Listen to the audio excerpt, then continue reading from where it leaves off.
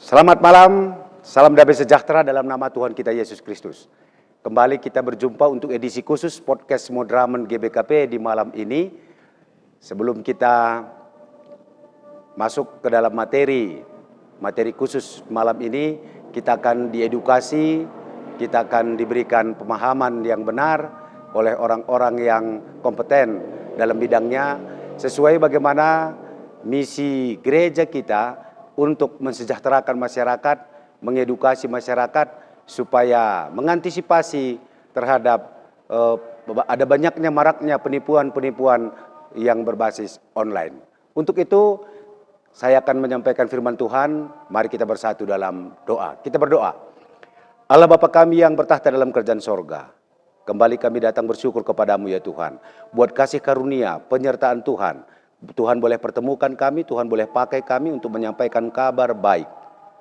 Ya Tuhan, sebentar kami akan merenungkan firman-Mu yang mendasari kami dalam melakukan podcast di malam hari ini. Berkati hamba-Mu untuk menyampaikan firman-Mu. Kami siapkan hati dan pikiran kami, berbicaralah ya Tuhan. Kami telah siap mendengarkan firman-Mu. Dalam nama Putra-Mu Yesus Kristus kami berdoa. Amin.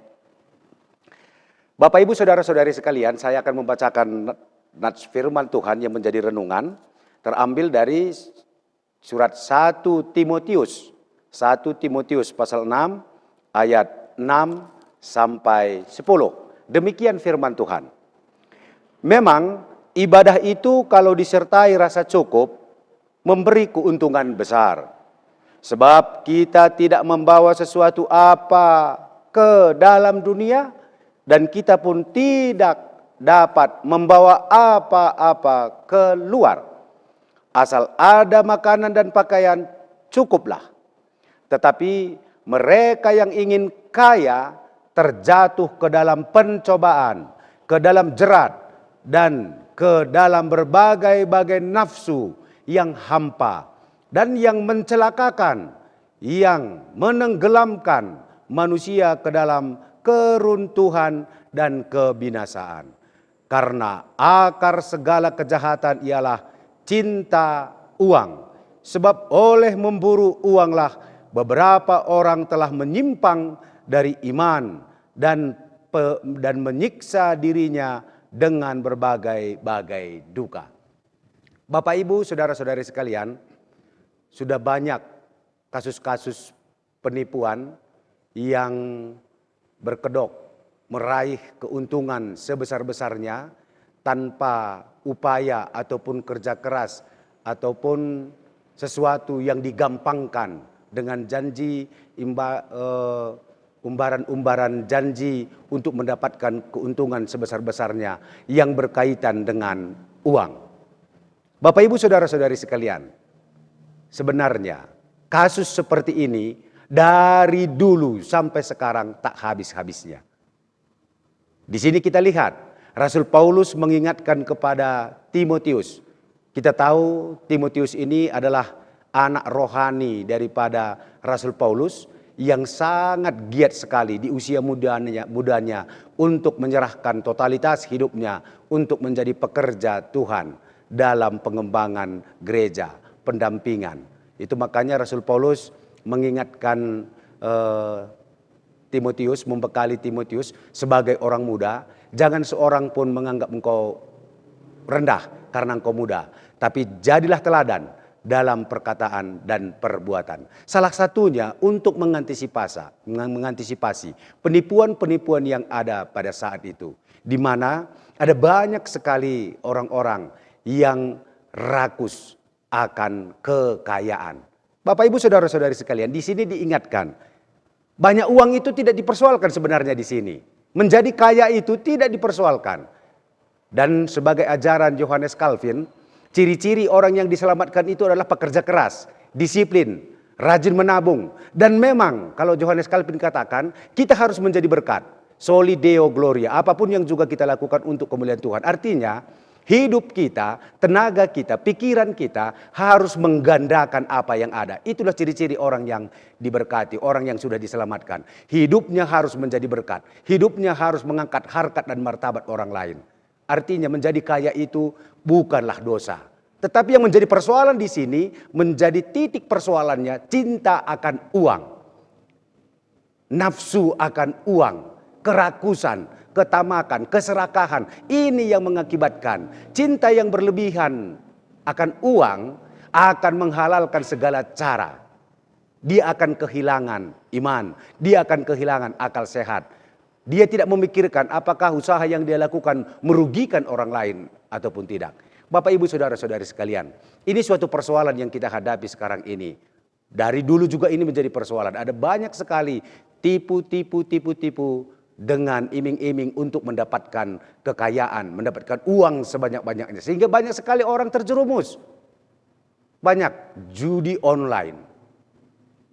Begitu juga investasi-investasi yang seakan-akan menjanjikan. Tetapi hari ini yang menjadi titik persoalannya supaya kita diingatkan, janganlah cinta akan uang itu berlebihan, tetapi uang itu kita pakaikan sebagai fungsinya, sebagai alat pelayanan. Dapatkan uang sebanyak-banyaknya untuk semakin banyak kita lakukan bagi orang lain. Sama seperti pertobatan daripada Sakeus. Setelah bertemu dengan Tuhan Yesus, dia mengatakan kepada Tuhan Yesus, setengah harta saya berikan kepada orang miskin. Dan bagi orang yang sudah pernah saya tipu, saya bayarkan 4 kali lipat. Artinya dia kembalikan fungsi uang itu untuk sebagai alat pelayanan. Bapak, Ibu, Saudara-saudari sekalian, firman Tuhan ini akan mengingatkan kita sebagai dasar rohani, dasar Alkitab, dasar teologis. Kita kembalikan fungsi uang sebagai alat pelayanan. Karena uang itu berasal dari Tuhan. Itu adalah bagian dari berkat Tuhan. Dan yang kita dapatkan adalah, dan yang kita mohonkan adalah berkat-berkat Tuhan. Karena berkat Tuhanlah kita menjadi damai sejahtera. Bukan tentang nilai banyaknya uang mendatangkan damai sejahtera bagi kita. Tetapi bagaimana uang ini kita pakaikan sebagai alat pelayanan. Sebentar kita akan diedukasi, diperlengkapi oleh beberapa para narasumber, orang yang kompeten, yang ahli, yang akan mengedukasi kita supaya kita mengantisipasi. Jangan tertipu, jangan dibawa oleh nafsu keserakahan kita akan uang, sehingga akhirnya kita akan menderita. Tuhan memberkati. Kita bersatu dalam doa. Terima kasih Tuhan. Engkau telah mengingatkan kami bahwa yang menjadikan kami damai sejahtera adalah karena berkat-berkat yang Kau berikan. Bukan karena banyaknya harta materi yang kami miliki.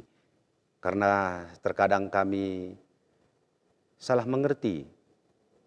Kami membayangkan bahwa ketika kami memiliki banyak harta sehingga kami lupa bagaimana memperoleh harta itu bukan dengan jalan-Mu, tapi dengan berbagai cara sehingga kami akan tertipu, semakin menderita, semakin terpuruk. Untuk itu ya Tuhan, pakaikan para narasumber kami di malam hari ini untuk memberikan pencerahan, edukasi supaya kami diperlengkapi, mengantisipasi segala tipu daya iblis yang akan menghancurkan hidup kami, menghancurkan hidup rumah tangga. Terima kasih Tuhan, berkati firman-Mu, berkati podcast kami malam hari ini. Orang-orang yang telah Engkau pakai secara luar biasa menjadi berkat-Mu, menjadi penyampai kebenaran firman-Mu. Dalam nama Putra-Mu Yesus Kristus kami berdoa. Amin. Tuhan memberkati, kami serahkan kepada host kita, Diaken Ande Fafinem. Ginting, Kabid Marturia, Modraman GBKP yang tadi juga telah memberikan kepada kita penguatan melalui firman Tuhan yang diambil dari 1 Timotius 6. Dan kita sendiri pun sebagai umat gerejawi, umat Kristen, selalu menaikkan doa mengatakan, berilah kami pada hari ini makanan kami yang secukupnya. Dan ini bukan tentang menjadi miskin atau menjadi kaya, tapi untuk tidak menjadi serakah. Dan saat ini juga telah bergabung bersama dengan kita. Sebelum nanti saya menyapa seluruhnya, mari kita dengarkan bersama di malam hari yang berbahagia ini kata sambutan dari Modraman GBKP. Pada kesempatan ini kami mempersilakan dengan hormat kepada Bapak kami, Pendeta Yunus Bangun, Sekretaris Umum Modraman GBKP. Waktu dan tempat Bapak kami persilakan. Terima kasih Diaken Andepa atas waktu yang diberikan kepada Modraman GBKP. Bapak Ibu, saudara-saudara yang dikasih Kristus Tuhan, kita bersyukur di malam hari ini oleh karena kemurahan Tuhan, beberapa narasumber untuk kembali memperlengkapi kita malam ini boleh hadir bersama kita baik melalui Zoom dan juga podcast yang disiarkan melalui Facebook Modraman GBKP, YouTube Modraman GBKP. Yaitu kita bersyukur sekali atas kehadiran Ibu Sophia Watimena, yaitu Ketua Dewan Audit dan anggota Dewan Komisioner OJK, dan Ibu ini juga sekaligus Nora dari Pertua kita di Rawamangun, yaitu Abang Pustaka Bangun, dan kita bersyukur atas segala berkat yang Tuhan limpahkan ke atas jabatan beliau sehingga dia juga bisa memberi pencerahan kepada kita di malam hari ini, yaitu tentang judi online dan investasi online, supaya kita mengerti manakah yang sehat dan manakah yang perlu kita waspadai di tengah-tengah kehidupan kita. Dan juga dari Ibu Ogisa Tiertina Susilo, dia seorang analis divisi pelaksana edukasi keuangan OJK, dan juga bersama Pak Cecep Setiawan sebagai Kepala Direktorat Literasi dan Edukasi Keuangan OJK, yang akan bersama kita juga malam ini akan memberi banyak sekali masukan-masukan kepada kita, baik secara pengetahuan dan juga secara apa-apa yang harus kita perhatikan di dalam kehidupan kita. Dan juga kita bersyukur malam ini juga kita bersama Pertua Emeritus kita, yaitu Bang Helman Pandia, yang tidak asing lagi bagi kita sebagai Pertua Emeritus kita yang punya banyak pengalaman di tengah-tengah dunia bisnis, sehingga di malam hari ini juga beliau hadir bersama-sama kita akan memberi banyak pengetahuan supaya kita juga dapat selalu semakin mampu melihat dan memilah mana yang baik, mana yang tidak baik di tengah-tengah banyaknya informasi, banyaknya tawaran-tawaran dan godaan-godaan yang datang ke tengah-tengah kehidupan kita. Demikianlah Modraman mengucap syukur dan berterima kasih para narasumber kita yang luar biasa, dan juga akan dipandu oleh Diaken Nandepa, yaitu Diaken terganteng di GBK, dan juga jemaat GBK, ya. Waduh, kayaknya semesta nggak mendukung ini Pak. Pas Bapak nyebut saya paling ganteng Pak. Aduh, bahaya ini.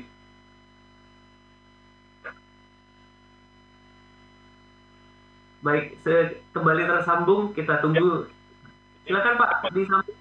Dari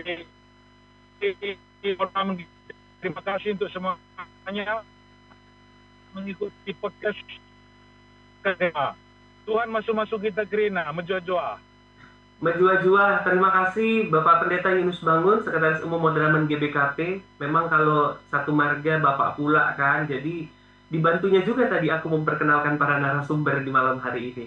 Walau demikian nanti aku akan kembali perkenalkan. Terima kasih Bapak, hati-hati tugas-tugasnya yang dikerjakan saat ini juga bisa berjalan dengan lancar. Saya kembali kepada apa yang akan kita bahas pada malam hari ini. Tentunya tadi kita juga sudah mendengar tentang uang, uang, dan uang. Siapa yang tidak menginginkan uang? Saya pikir kita semua perlu dan ingin memiliki banyak uang. Keinginan itu membuat kita berupaya, entah itu caranya instan atau butuh proses yang lebih lama. Namun, apakah cara yang kita lakukan saat ini tepat atau malah membuat kita kehilangan semakin banyak uang yang sudah kita miliki? Di masa kini, Bapak Ibu, kita tahu bahwa teknologi informasi telah dikembangkan dan memberi kemudahan bagi umat manusia untuk mengakses layanan keuangan. Tawaran investasi yang muncul berbasis daring atau lebih dikenal dengan online, menjamur dan sulit dikendalikan oleh masyarakat awam. Belum lagi tawaran investasi yang ternyata jaringan judi daring. Untuk itu, pada kesempatan ini, kepada kita semua yang tersambung melalui YouTube dan juga Facebook Modraman GBKP, saya akan memperkenalkan Bapak Ibu yang akan membawa kita belajar bagaimana mengenali investasi yang baik, bagaimana agar kita juga bisa terhindar dari tipu-tipu judi online ini. Baik, untuk itu yang pertama saya akan kembali memperkenalkan. Ini pada saat fotonya sampai ke saya saja, saya ngerasa ini luar biasa sekali auranya. Ternyata seorang Nora juga.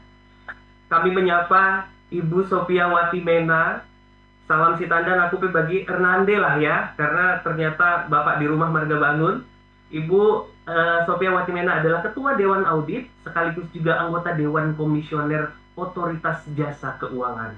Waduh, ini kalau kita masuk ke lamannya OJK, wajah Ibu ini tidak jarang langsung terlihat di bagian-bagian depan. Selamat datang Ibu, apa kabar Ibu? Sehat? Sehat-sehat luar biasa, puji Tuhan. Terima kasih.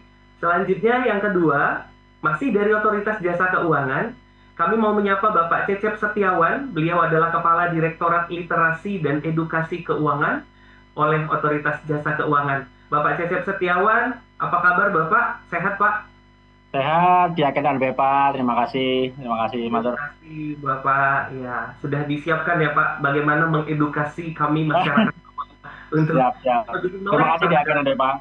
Ya, siap Bapak. Dan tentunya juga kami menyapa Ibu Ogisa Fiartina Susilo selaku analis Divisi Pelaksana Edukasi Keuangan Otoritas Jasa Keuangan. Apa kabar Ibu? Sehat? Selamat malam, sehat. Selamat malam Bapak Ibu, Shalom. Shalom, waduh suaranya ternyata lembut sekali. Wah, baik, terima kasih Ibu. Saya yakin materi-materi yang disiapkan juga sudah sangat mantap untuk bisa dibagikan. Dan tentunya kebanggaan kita bersama, kebanggaan GBKP juga ini, Bapak Pertua Emeritus yang sudah lama sekali pelayanannya, luar biasa juga di kalangan kita GBKP. Disapa kami Pak Pertua Emeritus Pak Helman Pandia.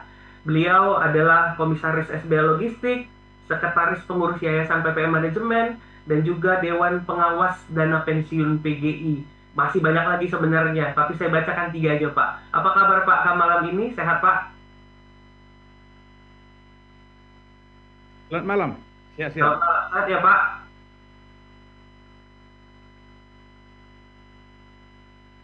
Oke, baik. Iya. Baik. Pada malam hari ini, kita akan langsung saja.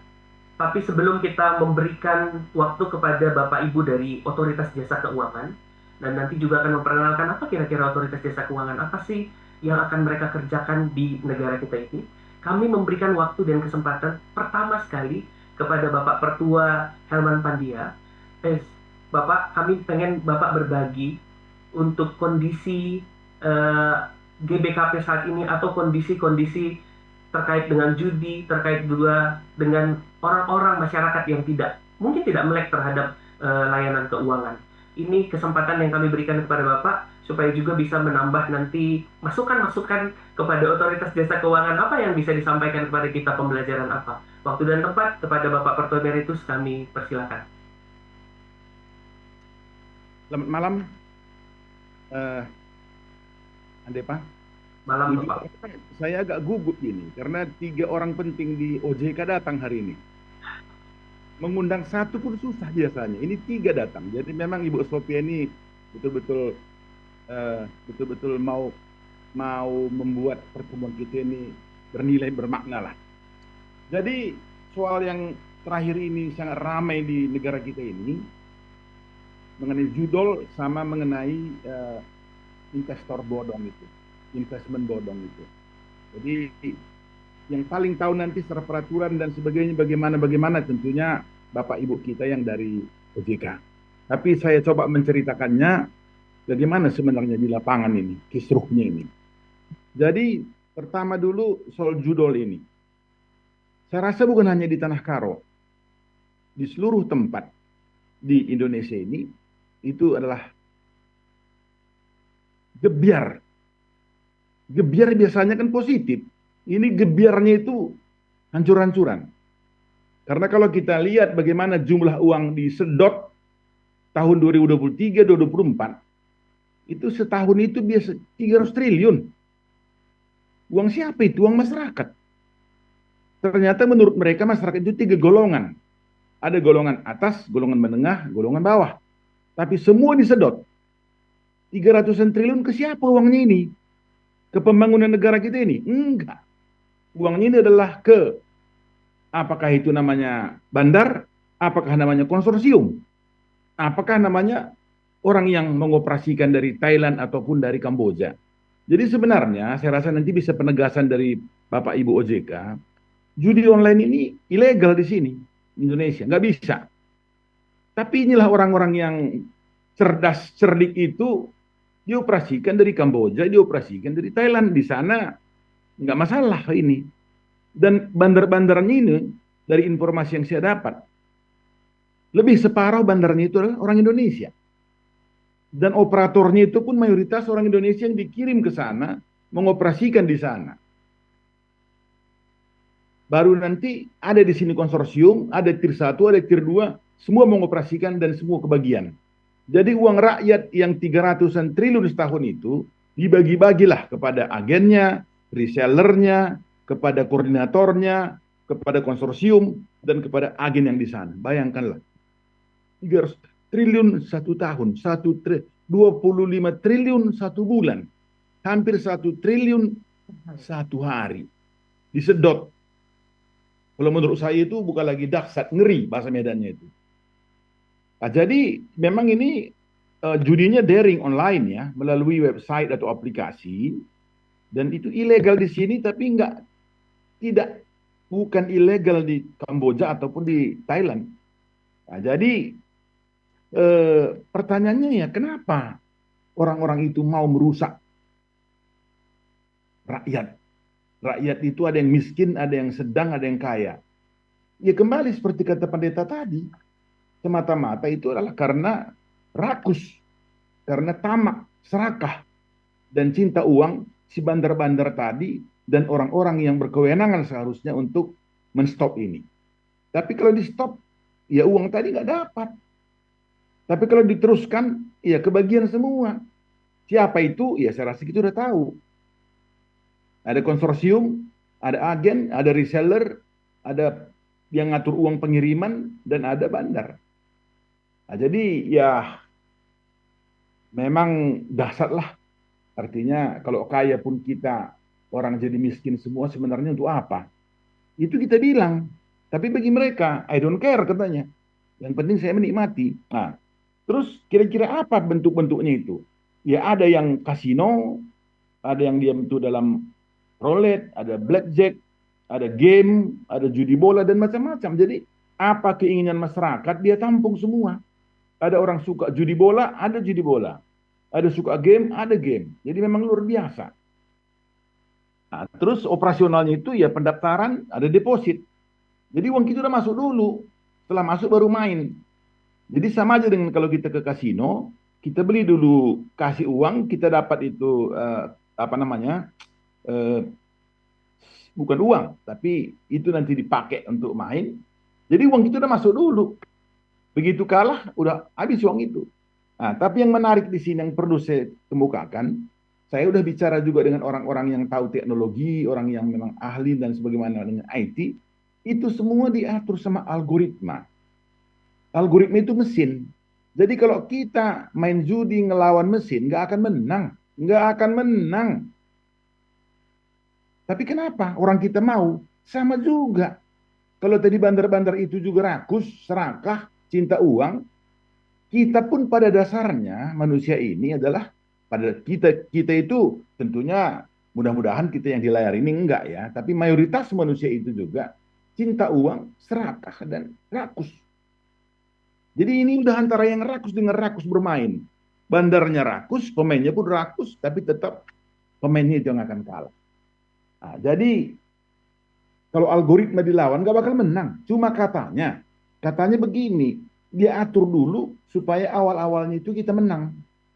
Menang, happy. Menang, udah edik. Akhirnya berapapun kita pasang walaupun kalah. Akhirnya kita pikir, ya ini kalah hari ini, besok menang. Kalah besok, minggu depan menang. Banyak yang habis. Mobilnya dijual, sepeda motornya dijual, rumahnya digadaikan, dan sebagainya itu. Kita rasa nggak masuk di akal. Tapi kenyataan. Jadi di teman-teman saya juga di kantornya ya, banyak itu yang malah karyawan itu di grounded. Karena udah kerja udah nggak bisa lagi, aset dia udah habis. Ya, jadi di rumah juga udah berantakan. Jadi asetnya habis, di kantor berantakan, dan di rumah juga dengan istri anaknya itu udah kacau. Jadi kurasa dengan pertemuan hari ini lebih sadarlah kita, ngelawan mesin itu nggak bakal menang. Awal-awalnya dikasih menang main kecil, begitu main sedang, main besar, diambil semua. Malah ada katanya di Bali, yang di Bali itu cerita sama saya, teman saya juga. Sampai hotelnya diagunkan untuk dapat uang untuk main judol yang kelas atas, bukan kelas bawah. Bayangkanlah, usaha dia di Bali hotel, sampai itu dijual, diagunkan, main. Dan ambruk.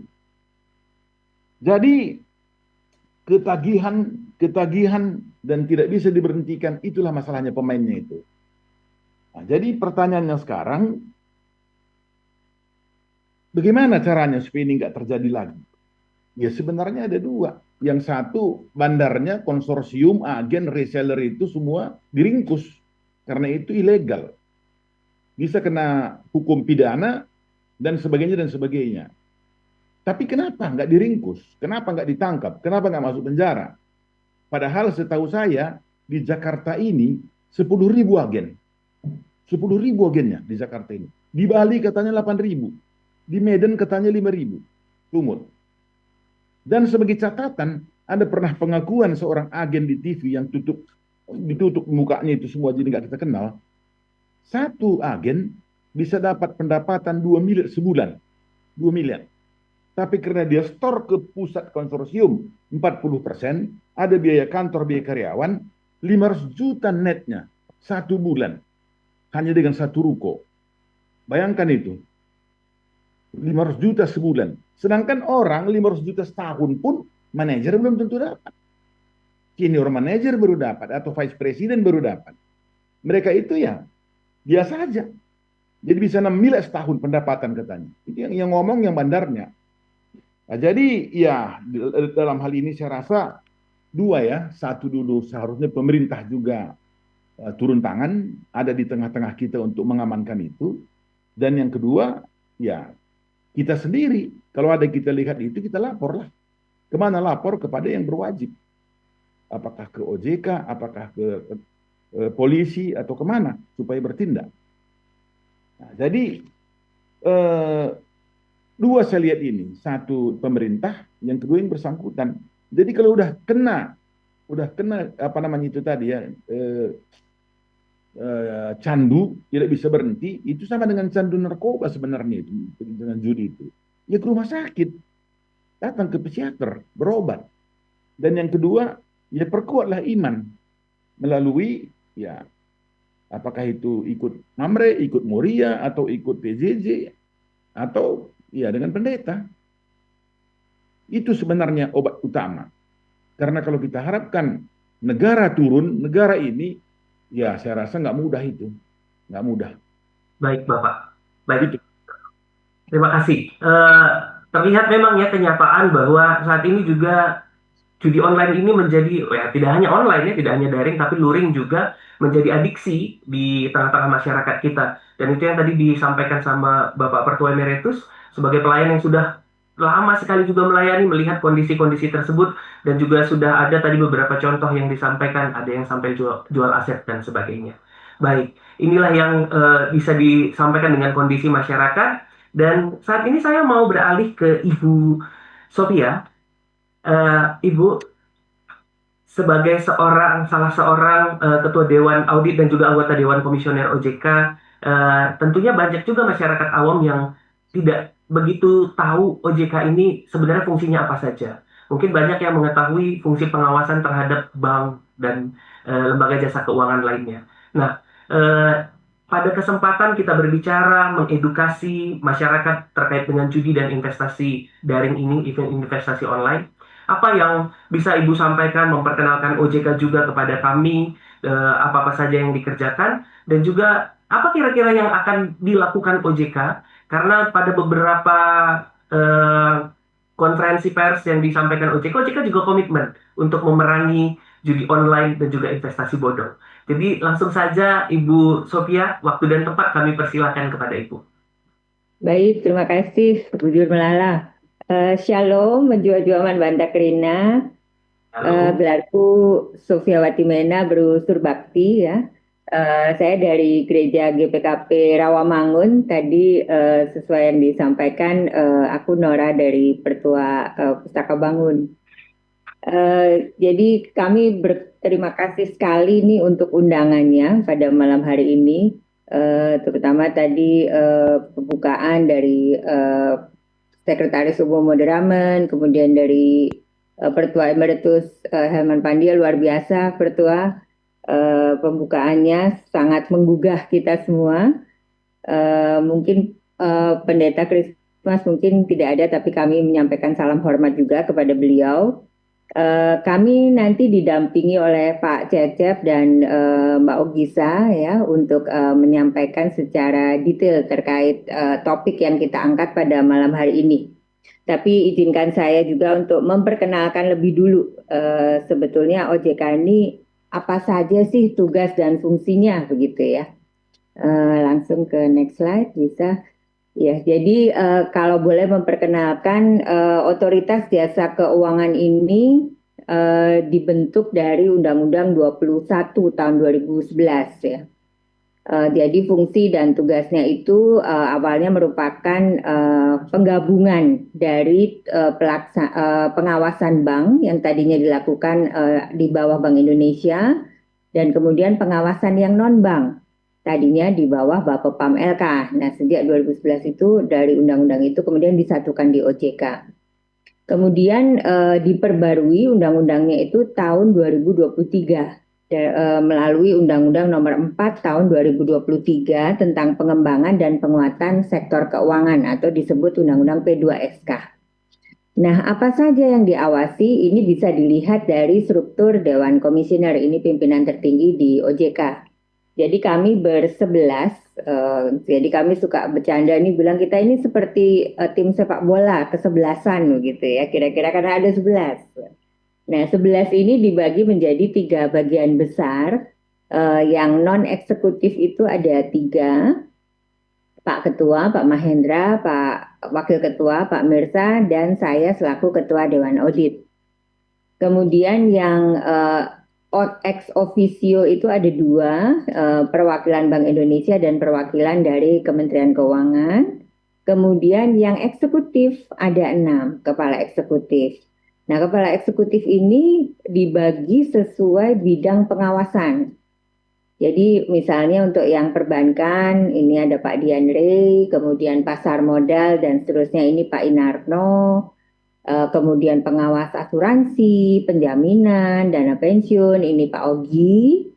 Kemudian lembaga pembiayaan, modal Ventura, lembaga keuangan mikro, dan lembaga jasa keuangan lainnya Pak Agusman. Nah, kalau yang kita bilang malam ini tentang pinjaman daring, itu di bawah Pak Agusman.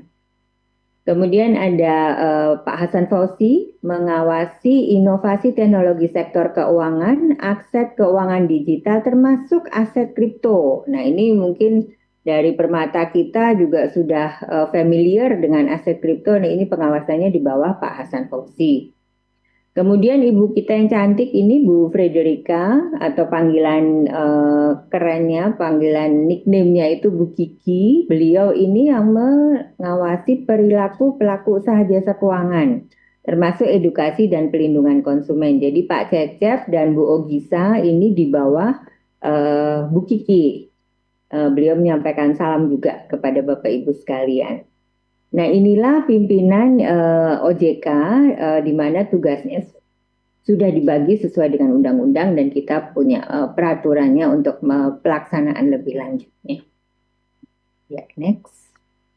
Kemudian mungkin kami juga ingin membuka lebih dulu ya. Jadi tadi disampaikan banyak aktivitas keuangan ilegal, investasi ilegal gitu ya. Nah ini memang Indonesia ini dengan populasi yang cukup besar, sangat besar, lebih dari 275 juta jiwa, di mana 50% lebih itu adalah Gen Z dan milenial. Kemudian adalah pengguna internet yang sangat besar, jadi dari 275 juta itu 210 jutanya pengguna internet. Dengan maraknya HP dan lain-lain ya, sekarang WiFi sudah bisa sampai ke daerah manapun juga begitu. Nah ini merupakan pasar yang potensial. Nah itu sebabnya marak sekali ya, ada pinjaman daring, kemudian ada investasi ilegal yang melalui online gitu. Nah, tantangan yang menarik adalah OJK ini melaksanakan survei nasional literasi inklusi keuangan setiap tahunnya. Dan hasil yang terkini, indeks inklusi itu sudah mencapai 80,51%. Inklusi itu maksudnya masyarakat sudah berinteraksi dengan produk-produk keuangan. Tapi indeks literasinya, pemahamannya itu baru 66, sekian persen. Jadi ada gap sekitar 14%. Gap ini maksudnya apa? Maksudnya adalah mungkin orang itu bertransaksi, dia membeli produk atau ikut misalnya ngambil pinjaman online, tapi dia sebetulnya nggak gitu ngerti, tidak begitu mengerti persyaratannya atau konsekuensinya, gitu. Nah ini kan memang yang harus kita mitigasi ya ke depannya, termasuk edukasi pada malam hari ini yang kita sangat apresiasi ya inisiasinya dari Moderamen. Itu merupakan salah satu mitigasi untuk memperkecil gap ini. Kemudian menarik juga indeks masyarakat digital Indonesia. Nah ini juga angkanya juga belum terlalu menggembirakan ya. Jadi itu sebabnya kita memang harus perkuat edukasi semacam ini. Nah belum lagi kita ini memang perilaku masyarakatnya tuh males baca ya. Jadi pokoknya kalau ada tawaran, udah nggak usah deh terms and condition, nggak usah dibaca, pokoknya klik klik klik gitu. Nah itu dia. Jadi ini juga yang turut membuat semakin maraknya korban-korban dari investasi ilegal maupun pinjaman yang ilegal ya. Jadi kalau di OJK sekarang kalau kita bilang pinjaman daring itu yang berizin OJK. Tapi kalau yang pinjaman online, pinjol itu adalah yang ilegal. Jadi pembedanya itu. Nanti Pak Cecep dan Bu Ogisa akan menerangkan lebih lanjut bagaimana kita bisa membedakannya.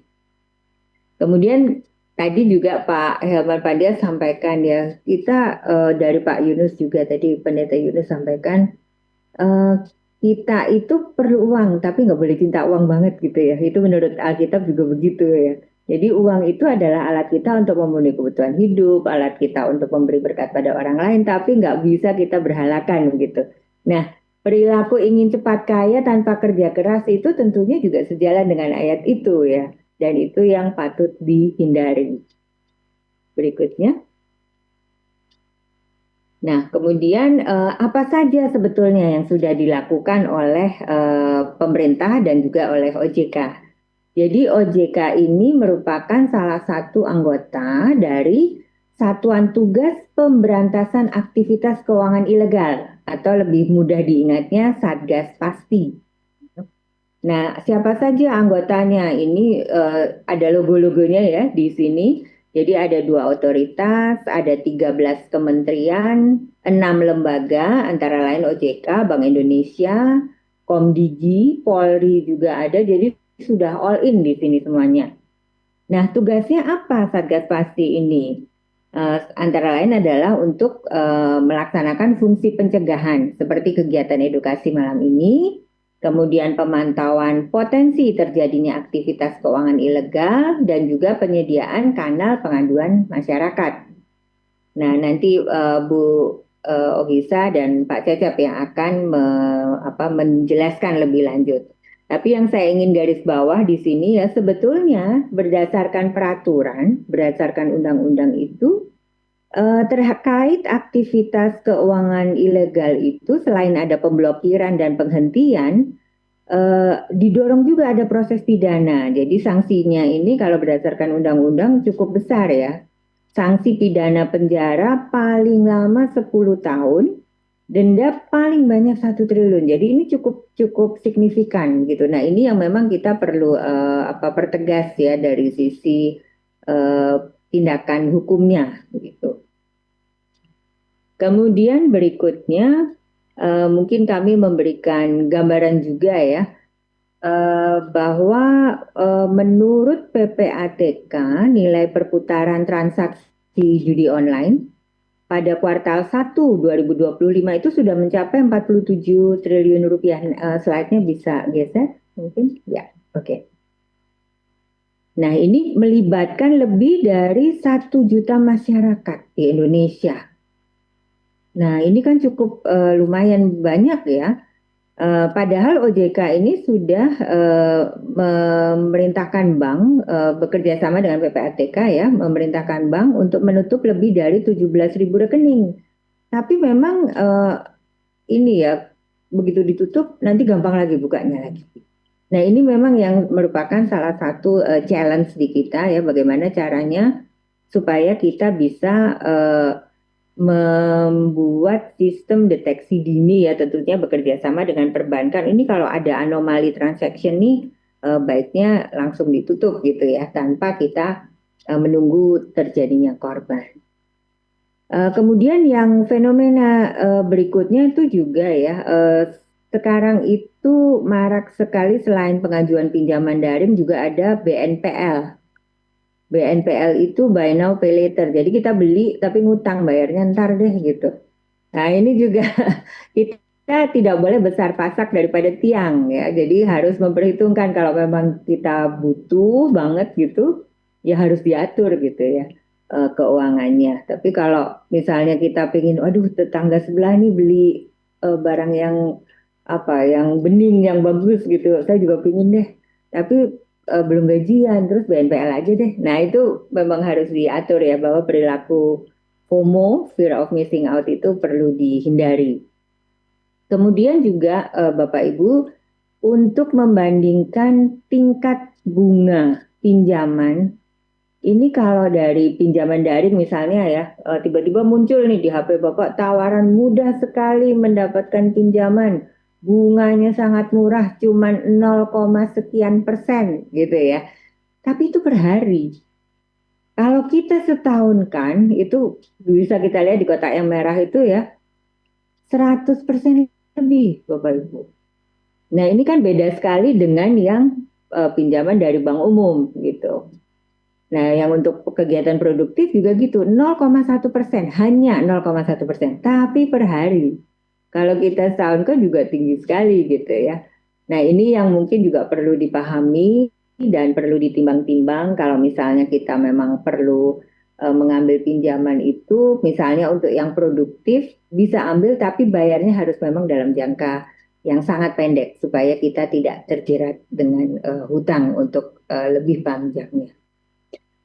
Satu hal lagi mungkin ada konsep atau prinsip yang sering sekali kita gaungkan. Konsepnya itu 2L supaya gampang diingat ya. Logis dan legal. Logis itu adalah imbal hasilnya wajar.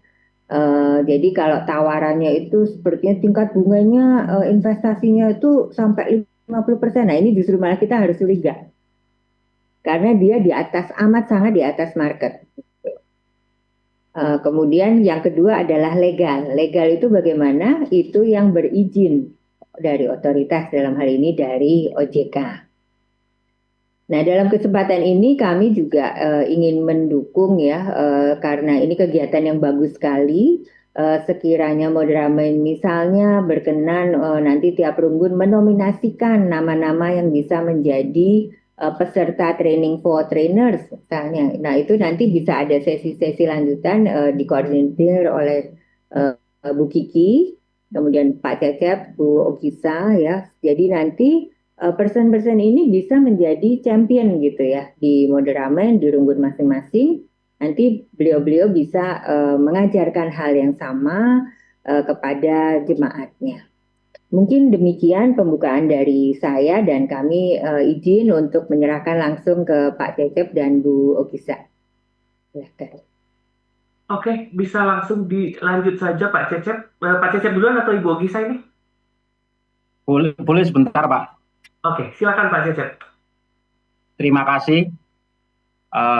Yang terhormat Bu Sofia, yang terhormat Pendeta Emeritus Helmen Simbiring, yang terhormat pihak Nandepa, selamat malam, salam, swastiastu, namo buddhaya. Terima kasih Pak atas nama Literasi dan Edukasi Keuangan. Kami mengapresiasi sekali Pak kepada Gereja Batak Karo Protestan atas inisiatifnya, atas kontribusinya dalam meningkatkan literasi dan inklusi keuangan Pak. kami dari OJK menempatkan literasi keuangan sebagai prioritas utama, Pak, dalam meningkatkan pemberdayaan masyarakat. Saya ingin menggarisbawahi tadi note dari Pendeta Kelvin yang mengatakan uang penting, maka kami mendorong Bapak Ibu semua. Banyak orang mengatakan salah kaprah tentang uang, Pak Diaken. Orang mengatakan uang itu bukan segala-galanya, tapi pada prinsipnya kita hidup itu semuanya butuh uang. Kemudian ada yang ngomong lagi, uang itu nggak dibawa mati. Tapi pada kenyataannya kalau kita nggak punya uang, hidup serasa mau mati gitu kan, Pak. Iya, benar. Jadi ada yang lagi mengatakan uang itu sumber masalah.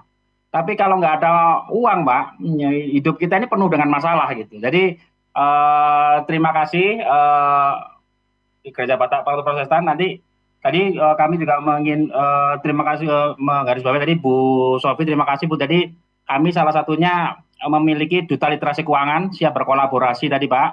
Jadi kami merasa bahwa literasi keuangan ini tidak bisa dikerjakan sendirian. Kami merasa perlu berkolaborasi dengan stakeholder, terutama salah satunya adalah dengan pemuka agama, Pak. Karena penelitian menunjukkan bahwa salah satu kenapa banyak marak orang yang terjebak pinjol dan judol, salah satunya adalah pengaruh dari toga dan Thomas nih, Mbak. Nah, kami mengharapkan karena banyak orang yang dengan tokoh-tokoh tertentu itu langsung gampang gitu, Pak. Maka kami mengharapkan dari Bapak Pendeta, Bapak Ibu sekalian untuk dapat menjadi influencer kebaikan kami, Pak. Untuk mengajarkan menabung, memilih kredit secara bijak dan sebagainya. Semoga nanti kami juga sedang menyusun buku saku berbasis agama, Pak. Karena masing-masing agama pasti saya yakin masing-masing agama punya kitab suci yang mengajarkan tentang pengelolaan keuangan, Pak. Ini mohon izin kami sudah sempat baca-baca, Pak. Mohon izin koreksi jika salah, Pak ya. Yes, di kitab Amsal bab 21 ayat 20 misalnya, Pak. Orang bijaksana suka menyimpan untuk masa depan, tetapi orang bodoh menghabiskan semua yang diperolehnya. Misalnya. Atau misalnya juga kami juga dari teman kami sih, Pak.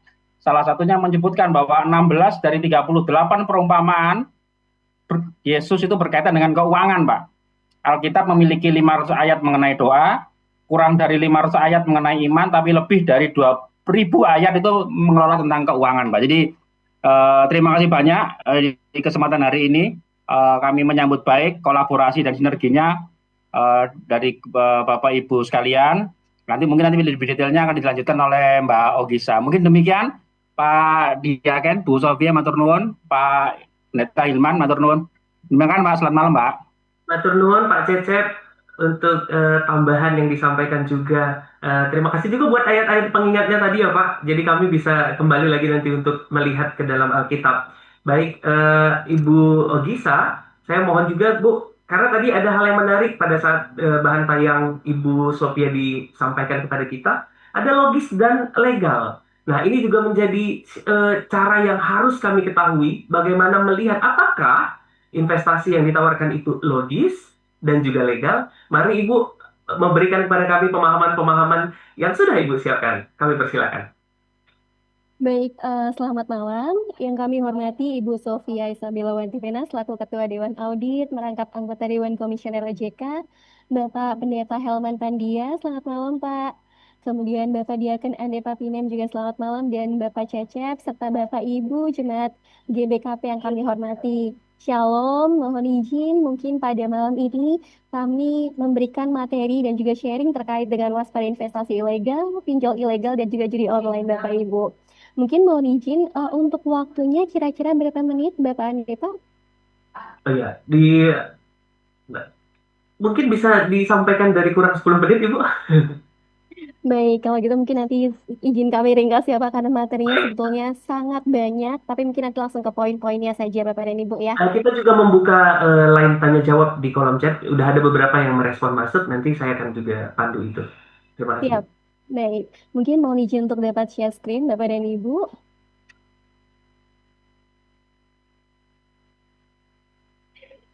Jadi mohon izin untuk dapat mengawali peran OJK, Bapak dan Ibu, dalam hal ini pelindungan konsumen melalui edukasi keuangan. Sebagaimana tadi juga sudah disampaikan oleh Ibu Sofia, jadi tugas dari OJK itu ada 3M kalau kita sebut. Yang pertama adalah mengatur, yang kedua mengawasi, dan yang ketiga adalah melindungi. Siapa yang dilindungi di sini adalah seluruh konsumen dan masyarakat. Di sini kenapa kita harus melindungi konsumen dan masyarakat? Next. Next juga. Sebagaimana kita ketahui, Bapak dan Ibu, berdasarkan hasil indeks literasi maupun inklusi keuangan yang diselenggarakan oleh OJK setiap tahunnya, menunjukkan bahwa indeks literasi keuangan masyarakat Indonesia itu menunjukkan angka 66,46%, di mana indeks inklusi menunjukkan angka 80,51%. Jadi kalau dilihat di sini ada sekitar gap 14%. Gap ini berarti menunjukkan adalah banyak sekali masyarakat Indonesia yang sudah menggunakan produk tapi tidak tahu produk itu manfaatnya apa, karakteristiknya apa.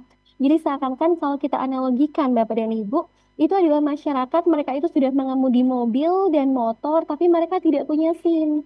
Jadi pada akhirnya apa impactnya? Impactnya adalah banyak sekali pengaduan yang masuk karena mereka menggunakan produk yang tidak sesuai dengan kebutuhan dan juga kemampuannya. Jadi kadang butuh tapi tidak mampu untuk mencicil ataupun mengangsur kreditnya. Tapi kadang juga sebetulnya mampu tapi tidak butuh gitu. Itulah yang menyebabkan banyak sekali pengaduan dan juga fraud di sektor jasa keuangan. Next. Di sini merupakan hasil survei Bapak dan Ibu secara lengkap. Nanti mungkin mohon izin dapat kami share untuk hasil surveinya. Mungkin kita langsung saja masuk ke dalam waspada investasinya. Next. Nah, berikut Bapak dan Ibu berbagai tantangan yang tadi juga mungkin sebelumnya sudah dijelaskan oleh Ibu Sofia, kenapa perlindungan konsumen ini menjadi PR kita bersama.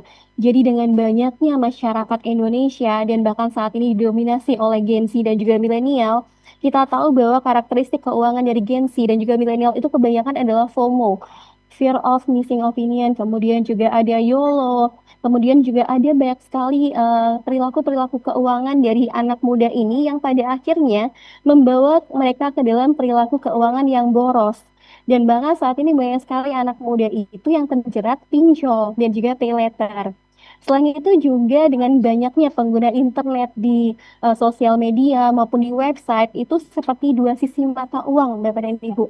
Jadi sangat memudahkan kita untuk mencari informasi-informasi yang berguna, tapi di sisi lain juga memudahkan para pelaku kejahatan untuk dapat mendekati kita masyarakat, menawarkan pinjol ilegal, menawarkan investasi ilegal, juga sampai dengan fraud, scam, dan lain-lain yang pada akhirnya bisa menjerat kita tertipu di keuangan.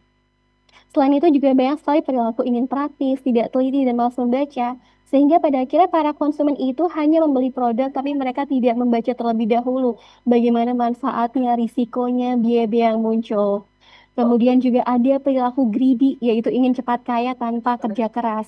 Jadi ketika ditawarkan ini ada investasi dengan misalkan imbal hasil 10% per bulan, langsung mereka taruh semua uangnya di situ. Atau misalnya juga ini ada judi-judi yang menawarkan uang dengan imbal hasil berlipat-lipat juga langsung ditaruh di situ. Next. Next. Next. Nah, berikut Bapak dan Ibu, sebetulnya pinjaman online itu ada yang legal dan juga ada yang ilegal. Kalau yang legal saat ini kita sebut dengan Pindar. Sebetulnya Pindar ini juga kalau kita lihat bisa bermanfaat apabila digunakan sesuai dengan kebutuhan dan juga kemampuan. Misalnya bagi masyarakat yang saat ini unbankable Bapak dan Ibu. Kalau misalnya mereka mau mencari modal tapi mereka misalkan tidak memiliki agunan atau tidak bisa mengakses ke lembaga keuangan formal seperti bank, mereka bisa memanfaatkan pindar-pindar yang legal. Dan saat ini yang diawasi OJK ada 96, bisa dicek di website OJK. Sedangkan untuk pinjol yang ilegal, apapun alasannya, tentunya akan mendatangkan risiko dan juga masalah di kemudian harinya. Nah, kemudian next mungkin izin kami sampaikan ciri-ciri dari pinjaman online yang ilegal dan juga legal. Dari yang pertama, Bapak dan Ibu, dari legalitasnya tentu tidak memiliki izin resmi. Kalau untuk yang legal pasti terdaftar dan diawasi OJK. Permasalahannya saat ini sangat banyak, gampang banget ya, tinggal ngambil logo OJK, terus kemudian dituliskan terdaftar dan diawasi oleh OJK. Lalu bagaimana masyarakat bisa memastikan bahwa memang pinjaman online yang akan diakses itu legal atau tidak? Nah, itu masyarakat atau Bapak Ibu di sini bisa mengakses ke website OJK, di situ selalu diperbarui apabila ada daftar-daftar pinjaman online yang legal. Ataupun bisa menghubungi kami melalui kontak 157 untuk memastikan terlebih dahulu apakah memang pinjaman online yang ditawarkan kepada Bapak dan Ibu itu legal diawasi OJK atau tidak. Lalu yang kedua, kalau pinjaman online ilegal itu bunganya tidak terbatas Bapak dan Ibu. Sedangkan kalau untuk yang legal itu ada ketentuannya. Jadi yang pertama, 0,3% per hari pendanaan konsumtif untuk di bawah 6 bulan. Lalu 0,2% per hari pendanaan konsumtif di atas 6 bulan dan 0,1% per hari untuk pendanaan yang produktif. Jadi sudah diatur berapa batas untuk bunganya, kemudian juga ketentuan-ketentuannya. Lalu yang ketiga dari denda pinjaman. Jadi apabila Bapak dan Ibu di Sinuan Prestasi untuk yang pinjaman online ilegal itu dendanya tidak terbatas. Sedangkan untuk yang legal itu nanti maksimal dendanya adalah 100% dari pinjaman pokok untuk pinjaman sampai dengan 24 bulan. Lalu untuk mekanisme pemberian pinjamannya tentu kalau ilegal itu sangat mudah ya. Kita tinggal misalkan foto KTP langsung cair. Kemudian atau misalnya kita selfie juga langsung cair. Sedangkan untuk yang legal tentu akan diseleksi sesuai dengan kemampuan dari si peminjamnya. Untuk perizinan akses fitur handphone. Nah, ini yang marak terjadi ya. Biasanya kalau pinjaman online ilegal itu bisa mengakses seluruh data yang ada di handphone, terutama kontak. Mereka akan mengakses kontak karena mereka akan menghubungi seluruh data kontak Bapak dan Ibu apabila Bapak dan Ibu terlambat membayar ataupun tidak membayar.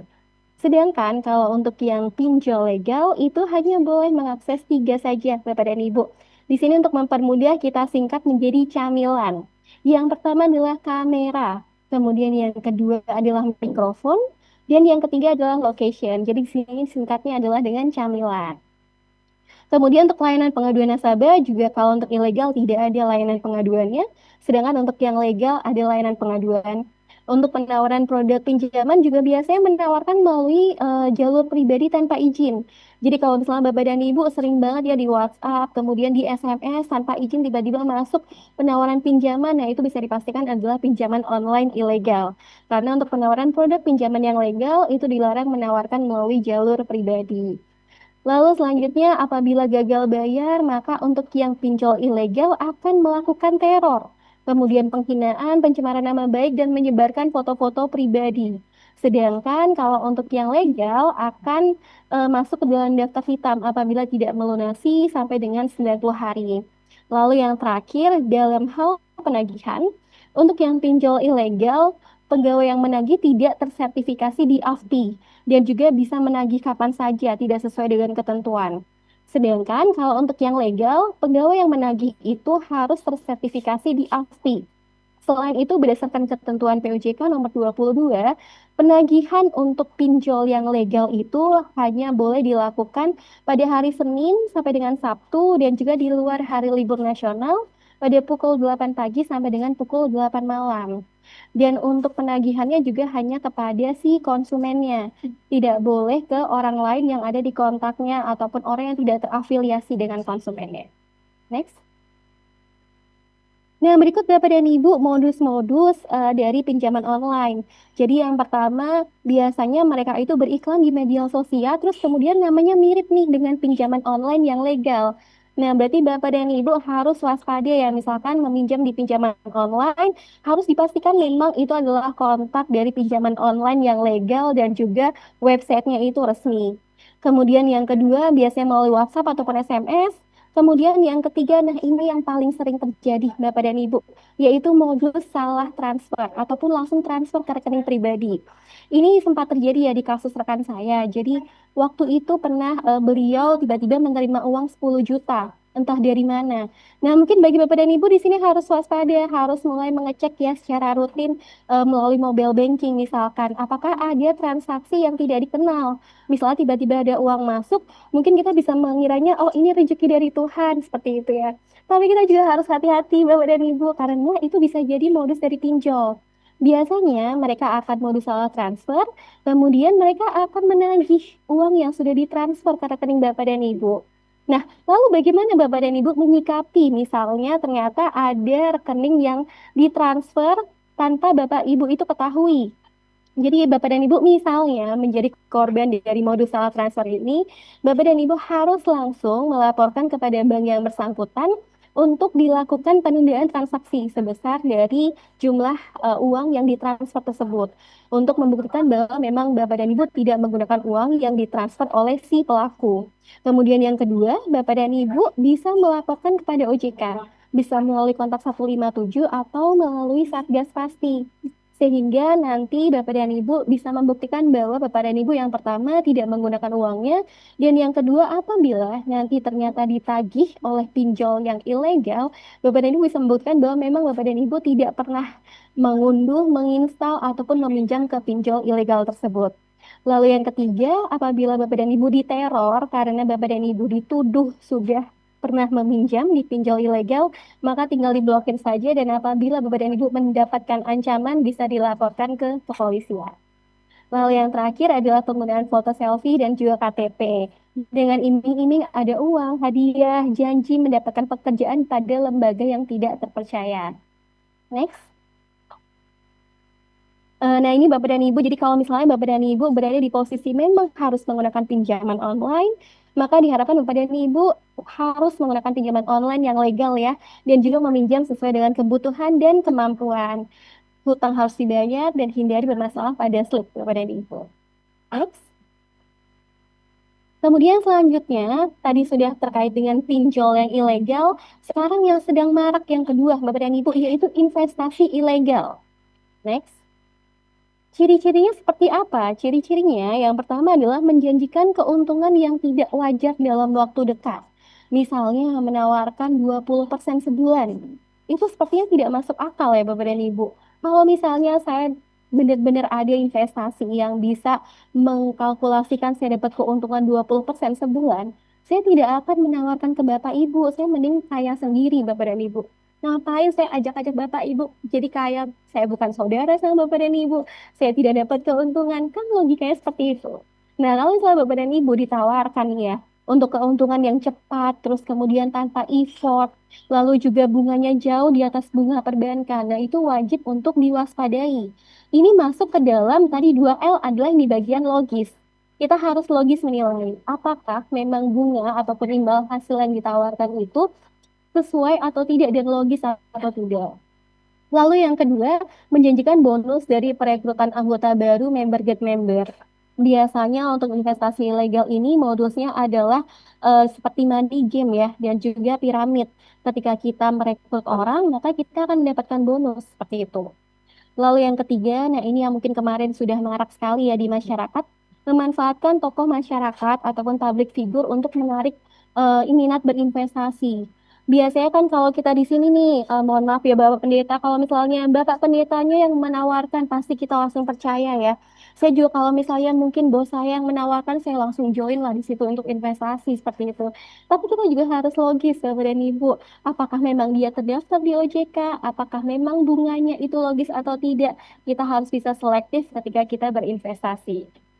Lalu yang keempat, ini biasanya yang paling sering dikatakan oleh para pelaku investasi ilegal, yaitu tanpa risiko. Jadi harus kita tahu bahwa namanya investasi itu pasti ada risikonya. Misalnya kita invest di saham, ada kemungkinan harga saham itu naik, ada kemungkinan harga saham turun. Tapi kalau di investasi ilegal itu udah pasti naik katanya. Udah pasti sebulan dapat 20%, udah pasti sebulan dapat 25%. Nah, itu justru yang harus kita curigai. Dan yang terakhir adalah legalitas tidak jelas. Nah, ini juga tadi yang 2L untuk yang bagian legal. Jadi kita harus mengecek apakah memang perusahaan yang menawarkan investasi ilegal ini sudah terdaftar ataupun diawasi oleh OJK atau belum. Nah, kemudian mungkin selanjutnya kita bertanya-tanya, kenapa investasi ilegal itu masih marak? Padahal mungkin di sini sudah ada OJK, sudah ada Satgas Waspada Investasi. Yang pertama, Bapak dan Ibu, adalah kemudahan membuat aplikasi web dan juga penawaran melalui media sosial. Jadi tadi yang sebagaimana sudah saya sampaikan, yang namanya digitalisasi itu seperti dua sisi mata uang. Sangat bermanfaat kalau kita manfaatkan untuk hal-hal yang baik. Tapi juga memudahkan para pelaku, baik di sini pinjol ilegal ataupun investasi ilegal, untuk mendekati masyarakat menawarkan produk-produk yang ilegal. Lalu yang kedua, banyak sekali investasi ilegal itu yang dilakukan menggunakan server di luar negeri. Lalu dari sisi masyarakatnya, kita juga harus bisa melihat dari sisi demand nih, Bapak dan Ibu. Masyarakat itu cenderung juga kebanyakan mudah tergiur bunga tinggi. Jadi ada aspek greedy, ada aspek ingin cepat kaya, ada aspek dengan less effort bisa mendapatkan keuntungan sebanyak-banyaknya. Nah, disinilah yang harus kita edukasi. Dan yang kedua adalah belum paham juga terkait dengan investasi. Jadi punya uang, pengen cepat menggandakan ya, terus kemudian langsung ditaruh di investasi yang ilegal. Seperti itu. Nah, lalu biasanya kalau misalnya Bapak dan Ibu itu sudah atau misalkan terkena dengan investasi ilegal, lalu bagaimana Bapak dan Ibu bisa melaporkannya? Bapak dan Ibu bisa menghubungi ke SWI ataupun Satgas, di sini Satgas pasti ya. Di sini Bapak dan Ibu bisa menghubungi baik melalui nomor handphone kontak 157 ataupun melalui website dari si Satgas pastinya langsung. Next. Nah, selain dari investasi ilegal, Bapak dan Ibu, di sini kami juga ingin menyampaikan ataupun sharing informasi terdapat berbagai macam modus kejahatan yang sama, istilahnya sama seremnya ya, Bapak dan Ibu. Yaitu di sini misalkan impersonation, yaitu adalah modus meniru ataupun menduplikasi nama situs ataupun sosial media yang legal.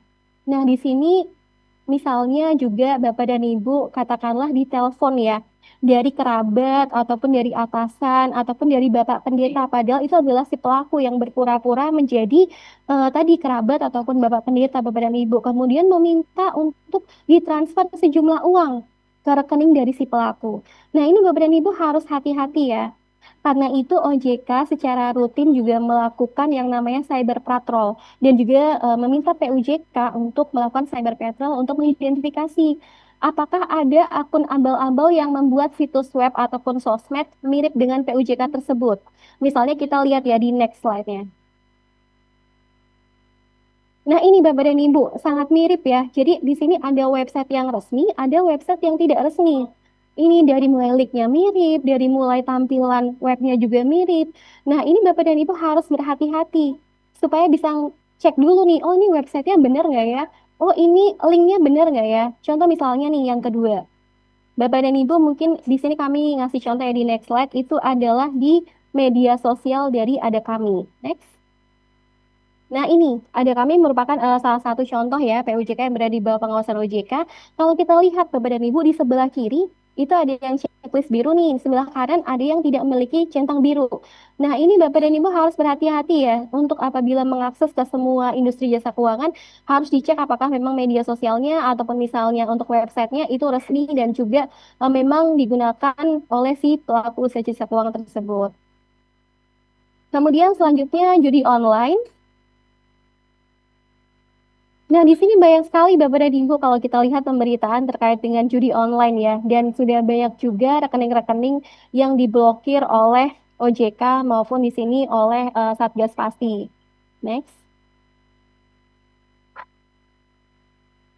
Nah, di sini mungkin pertanyaannya kenapa kok bisa judi online ini marak?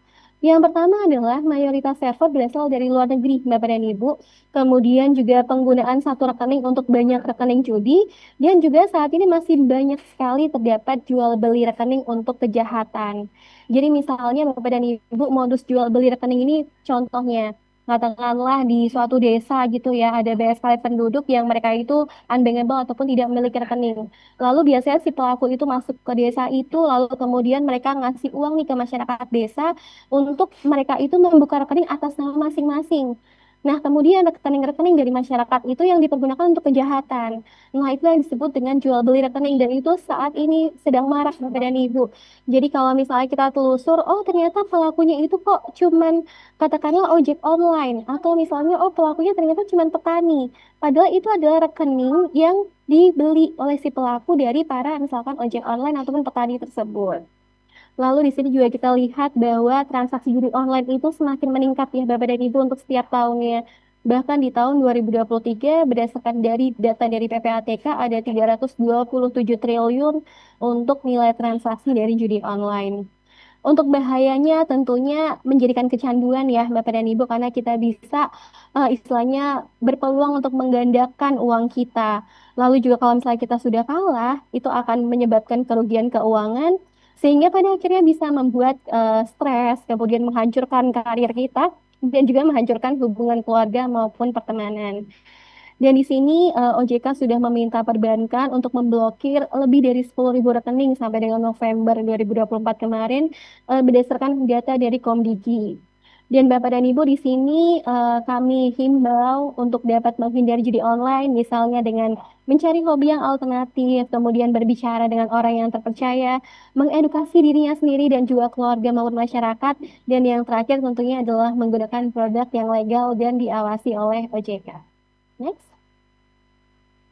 Nah, berikut Bapak dan Ibu jumlah rekening yang sudah diblokir sudah banyak sekali ya. Ini menunjukkan bahwa memang judi online itu sudah sangat marak dan juga meresahkan di kalangan masyarakat. Nah, kenapa pemblokiran rekening ini harus segera diperlukan? Karena yang pertama adalah memutuskan mata rantai kejahatan, supaya rekening-rekening yang dipergunakan oleh para pelaku ini tidak lagi digunakan untuk melakukan kejahatan yang lain. Lalu juga meniadakan keuntungan dari pelaku, mempersempit ruang gerak, menyengsarakan pemain dan juga bandar judi. Yang terakhir adalah terkait dengan penegakan hukum. Next. Nah, kemudian Bapak dan Ibu tadi sudah investasi ilegal, pinjol ilegal, judi online. Nah, ini yang terakhir Bapak dan Ibu, ini yang juga saat ini nih sedang marak banget terjadi yaitu adalah kejahatan keuangan digital. Di sini mohon izin saya kasih contoh satu persatu ya, misalkan untuk yang social engineering. Social engineering ini misalnya mungkin Bapak dan Ibu sudah pernah kena ya, mungkin tapi tidak sadar. Misalnya Bapak dan Ibu mendapatkan telepon dari orang yang berpura-pura sebagai petugas bank. Di situ pelakunya berpura-pura sebagai petugas bank lalu menawarkan Bapak dan Ibu untuk menjadi nasabah prioritas. Atau misalnya menginfokan bahwa ada kenaikan tarif dari transfer bank. Lalu kemudian Bapak dan Ibu akan ditanya, Bapak dan Ibu nomor rekeningnya berapa, kemudian nomor PIN-nya berapa, lalu juga nama ibu kandung siapa. Jadi akan ditanya informasi-informasi pribadi yang pada akhirnya nanti digunakan pelaku untuk membobol rekening Bapak dan Ibu. Nah, itulah contoh dari social engineering yang pertama. Lalu yang kedua, di sini ada sniffing. Sniffing ini contohnya seperti ini, Bapak dan Ibu. Kan kita sekarang kayaknya semuanya pada beli, kalau misalkan beli barang itu biasanya melalui e-commerce ya. Contohnya misalkan melalui Shopee gitu. Nah, biasanya Shopee ini kalau misalnya udah ngirim barang ya Bapak dan Ibu, nanti kurirnya kalau udah nyampe rumah Bapak dan Ibu kan biasanya WA ya. Pak, Bu, ini saya udah datang nih kurir paket. Paketnya saya taruh depan rumah ya. Kan biasa seperti itu ya. Nih ibu-ibu biasanya kalau belanja online nih, biasa sering kayak gitu. Nah, itu bisa jadi digunakan pelaku untuk modus sniffing. Biasanya mereka akan berpura-pura jadi kurir paket, terus kemudian mengirimkan file berupa file APK Bapak dan Ibu. Sedangkan kalau filenya itu diklik, itu bisa nanti dia akan mengakses mobile banking dari Bapak dan Ibu, terus kemudian menguras data dan juga rekening Bapak dan Ibu. Hanya karena diklik saja. Nah, itu Bapak dan Ibu kalau misalnya ada WA ataupun misalnya ada file-file yang dikirim, Bapak dan Ibu harus hati-hati ya. Jangan langsung diklik karena takutnya itu adalah file APK untuk modus yang sniffing. Lalu yang ketiga, di sini ada card tapping. Card tapping ini biasanya Bapak dan Ibu dilakukan di mesin ATM. Jadi misalnya Bapak dan Ibu mau ngambil uang di ATM kan. Terus kemudian kartu ATM-nya itu biasa dikasih alat untuk mengganjal lubang kartunya. Supaya kartu nasabah Bapak dan Ibu itu tersangkut. Nah, kalau misalnya udah masukin kartu ATM-nya, terus kemudian tersangkut, kan Bapak dan Ibu panik ya biasanya. Aduh, ini kok kartu ATM saya ketelan gimana nih? Takutnya nanti kayak diambil orang gitu. Nah, kemudian si pelaku ini dengan cerdiknya Bapak dan Ibu itu sudah nempel yang namanya kontak darurat dari bank yang bersangkutan itu kalau misalnya ada masalah. Nah, otomatis Bapak dan Ibu kalau misalnya kartunya tersangkut kan, wah ini ada kontak bank nih, aku telepon deh gitu. Padahal Bapak dan Ibu itu bisa jadi adalah kontak dari si pelakunya. Nanti ketika misalnya Bapak dan Ibu nelpon, halo ini misalkan dari Bank Mandiri atau Bank BCA, kartu saya tersangkut, aduh gimana ya? Nanti si pelaku itu akan mengarahkan Bapak dan Ibu untuk misalnya memberikan nomor rekeningnya berapa, kemudian tadi passwordnya apa ya, PIN-nya, terus kemudian nama ibu kandungnya siapa, nanti akan kami coba untuk buat menggunakan kartu yang baru. Padahal itu adalah si pelaku untuk mengambil data pribadi Bapak dan Ibu. Nah, inilah Bapak dan Ibu sangat berbahaya sekali. Jadi kalau misalnya Bapak dan Ibu kartunya tersangkut di mesin ATM, Bapak dan Ibu langsung menelpon call center yang resmi ya. Jadi jangan langsung percaya kalau misalnya ada nomor telepon yang ada di kartu ATM itu. Bapak dan Ibu browsing dulu, bener nggak nih kalau misalkan ini call center yang resmi atau tidak. Seperti itu. Nah, kemudian selanjutnya ada phishing. Phishing itu apa? Phishing itu misalnya Bapak dan Ibu dikirimkan melalui WhatsApp ataupun melalui email, itu link web palsu dari bank Bapak dan Ibu. Jadi misalkan dikirimin link yang berisi adalah web palsu yang sama persis tampilannya dengan web yang resmi. Lalu di situ Bapak dan Ibu diminta untuk menuliskan nomor rekeningnya, kemudian juga password dari mobile bankingnya, kemudian PIN-nya, nama ibu kandungnya, semua data pribadi yang bertujuan untuk menguras rekening dari Bapak dan Ibu. Itu yang disebut dengan phishing. Lalu selanjutnya yang kelima, di sini ada skimming. Skimming itu biasanya Bapak dan Ibu ditempel alat skimmer yang berfungsi untuk membaca kartu dari debit Bapak dan Ibu di mesin edisi ataupun di mesin ATM yang fungsinya adalah untuk membaca data pribadi dari kartu debit Bapak dan Ibu. Jadi hati-hati Bapak dan Ibu kalau misalnya ke mesin ATM itu kemudian ada skimmernya, itu langsung semua data pribadi Bapak dan Ibu terbaca oleh pelaku. Dan yang terakhir di sini adalah WiFi eavesdropping atau misalkan kita di tempat umum ya. Biasanya kita kan pasti yang pertama kali kita lakukan adalah nanya, WiFi-nya passwordnya apa ya Mas Mbak gitu. Misalnya kita di resto atau di cafe, pasti nanya nih, wah mumpung ada WiFi, aku mau pakai WiFi aja biar irit kuota gitu. Padahal Bapak dan Ibu kalau misalnya kita pakai WiFi itu semua akses yang kita lakukan di handphone itu semuanya bisa terbaca. Karena itu jangan sampai Bapak dan Ibu di sini harus berhati-hati ya. Kalau menggunakan WiFi tidak boleh mengakses hal-hal yang pribadi. Misalnya Bapak dan Ibu buka mobile banking, itu kalau bisa jangan pakai WiFi karena nanti bisa disadap oleh si pelaku. Nanti si pelaku bisa tahu misalnya nomor rekening Bapak Ibu, username-nya, password-nya dan lain-lain. Next. Nah, di sini pengenalan terkait Slick ya Bapak dan Ibu. Jadi di sini kalau misalnya Bapak dan Ibu ingin melihat kira-kira bagaimana kolektibilitas dari Bapak dan Ibu ataupun riwayat kredit historinya bisa dicek di Slick. Next. Nah, ini adalah tips dari kami Bapak dan Ibu untuk pelindungan data pribadi. Yang pertama, jangan bagikan informasi personal seperti PIN, CVV, nomor kartu, masa berlaku kartu kepada siapapun. Kemudian yang kedua, pastikan kartu debit atau kredit tidak digesek pada alat lain selain mesin edisi. Kemudian jangan download link dari yang pihak tidak terpercaya, misalnya tadi download link APK ya. Kemudian hindari jaringan internet yang sumbernya tidak jelas. Kalau misalnya menggunakan WiFi, jangan untuk mengakses hal-hal yang bersifat pribadi atau mengakses mobile banking. Dan yang terakhir, tingkatkan pengamanan kartu dengan menggunakan OTP yang dikirim melalui SMS. Next. Nah, ini juga modus yang sering banget saat ini lagi marak ya Bapak dan Ibu, yaitu modus clearing slick. Mungkin di sini Bapak dan Ibu pernah dapat nggak modus kalau misalnya ada jasa untuk memutihkan kredit skor Bapak dan Ibu di Slick nih.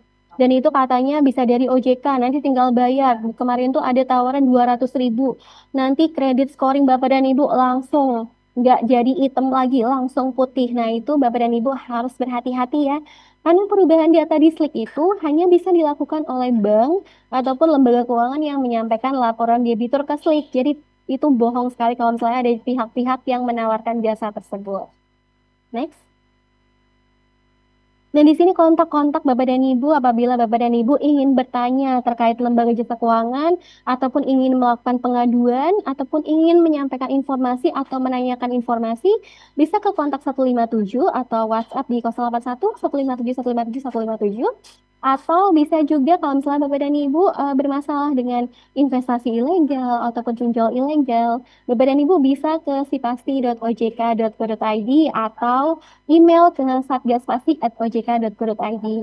Dan yang terakhir Bapak dan Ibu, OJK pada November kemarin sudah meluncurkan yang namanya Indonesia Anti Scam Center atau IASC, yaitu Pusat Penanganan Penipuan Transaksi Keuangan.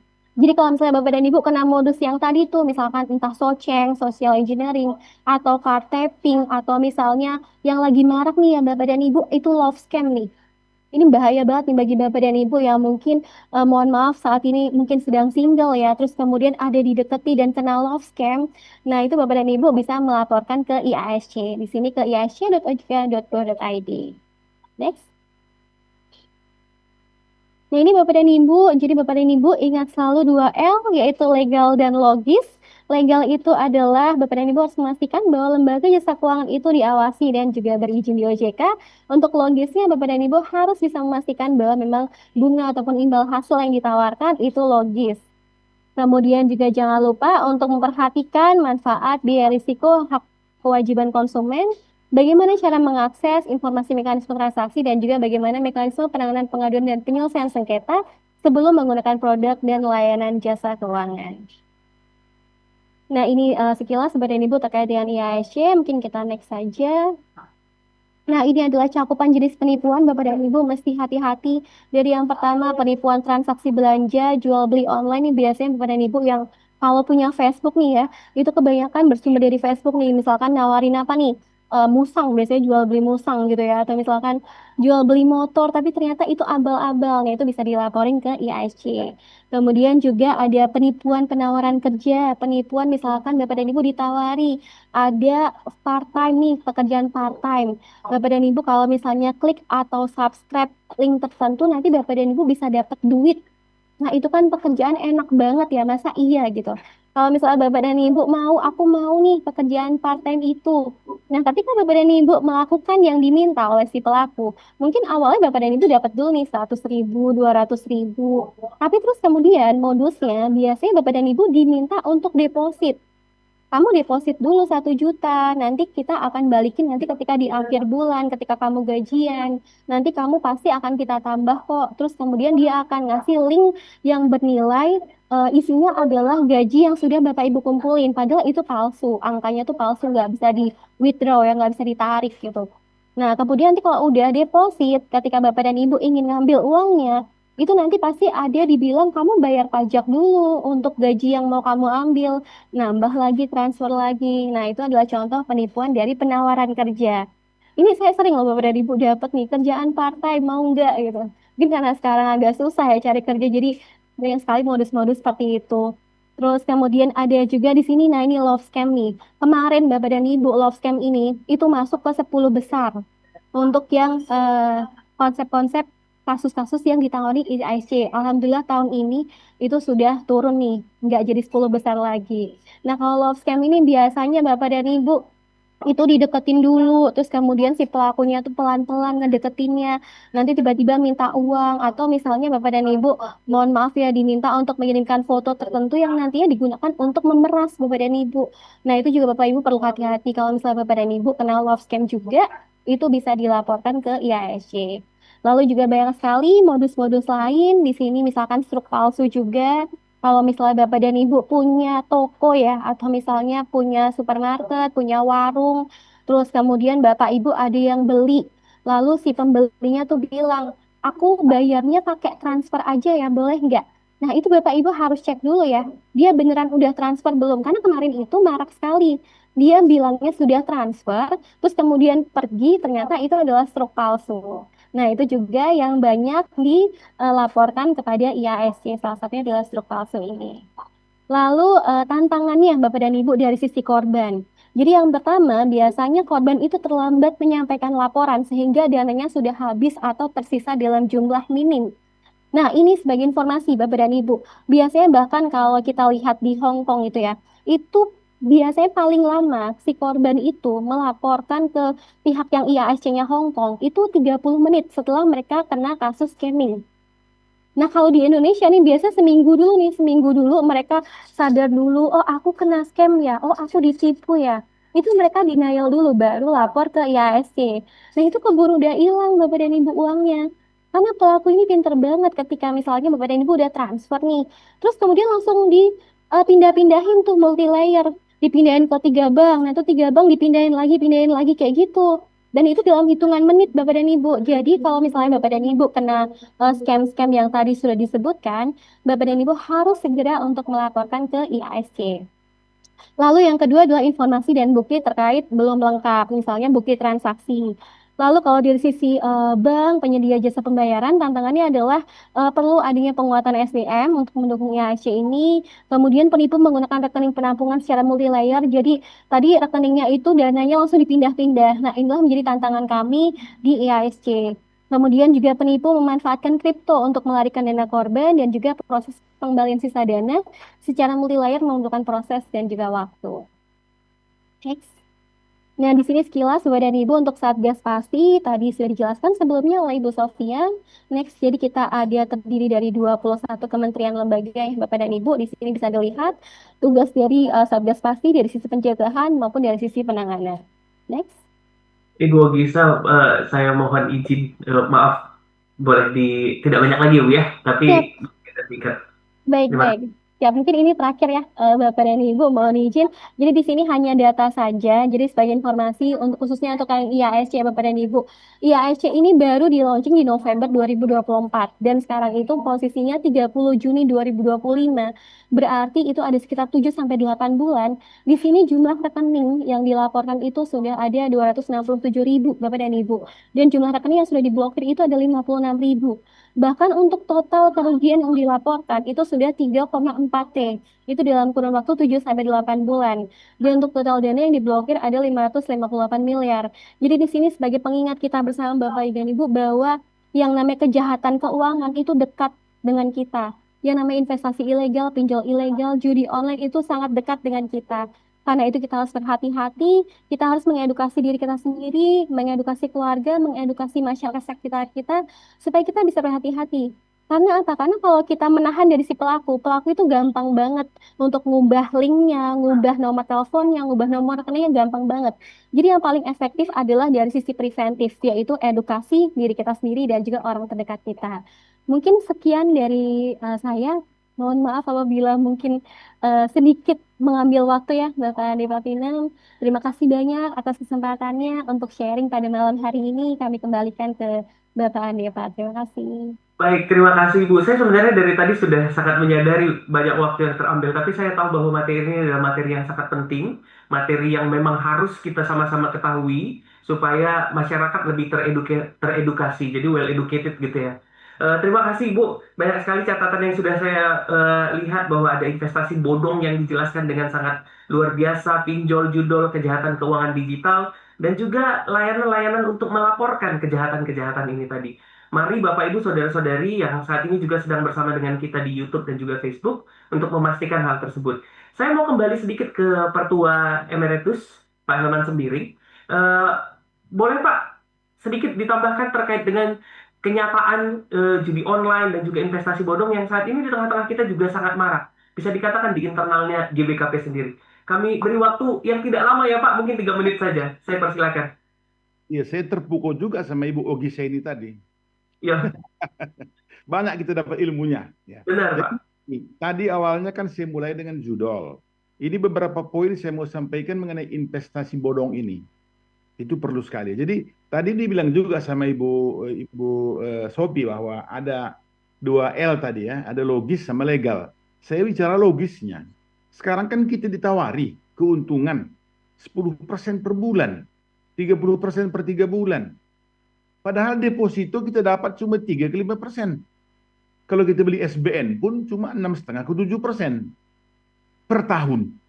Nah, jadi ini tadi saya kasih sebulan sama dengan 2 tahun deposito. Saya kasih sebulan sama dengan 1,5 tahun SBN. Ya itulah yang nggak mau sudah nggak logis. Jadi ya kalau nggak logis, kata ibu ini tadi berdua, jangan teruskan, jangan tergiur. Baru yang kedua saya mau sampaikan adalah skema Ponzi tadi belum dijelaskan itu. Bagi saya skema Ponzi ini menarik. Kenapa? Karena uang kita membayar keuntungan kita. Jadi kalau saya store uang, bunganya banyak, 20% pemanya sebulan, berani mereka itu, sebenarnya uang saya juga ambil untungnya itu. 5 bulan kan? Nah, kalau udah habis itu, berarti anggota-anggota yang baru masuk, dia yang bayar yang udah duluan masuk. Jadi member yang udah lama masuk, kemungkinan besar selamat. Tapi member yang baru masuk, dia yang bayar semua. Padahal piramid, member baru itu mungkin hanya 10%, member lama itu 90%. Jadi yang 10% selamat, 90% tenggelam.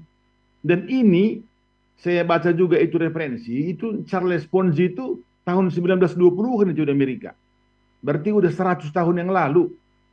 Ya kan Dan sekarang masih digunakan ya Pak?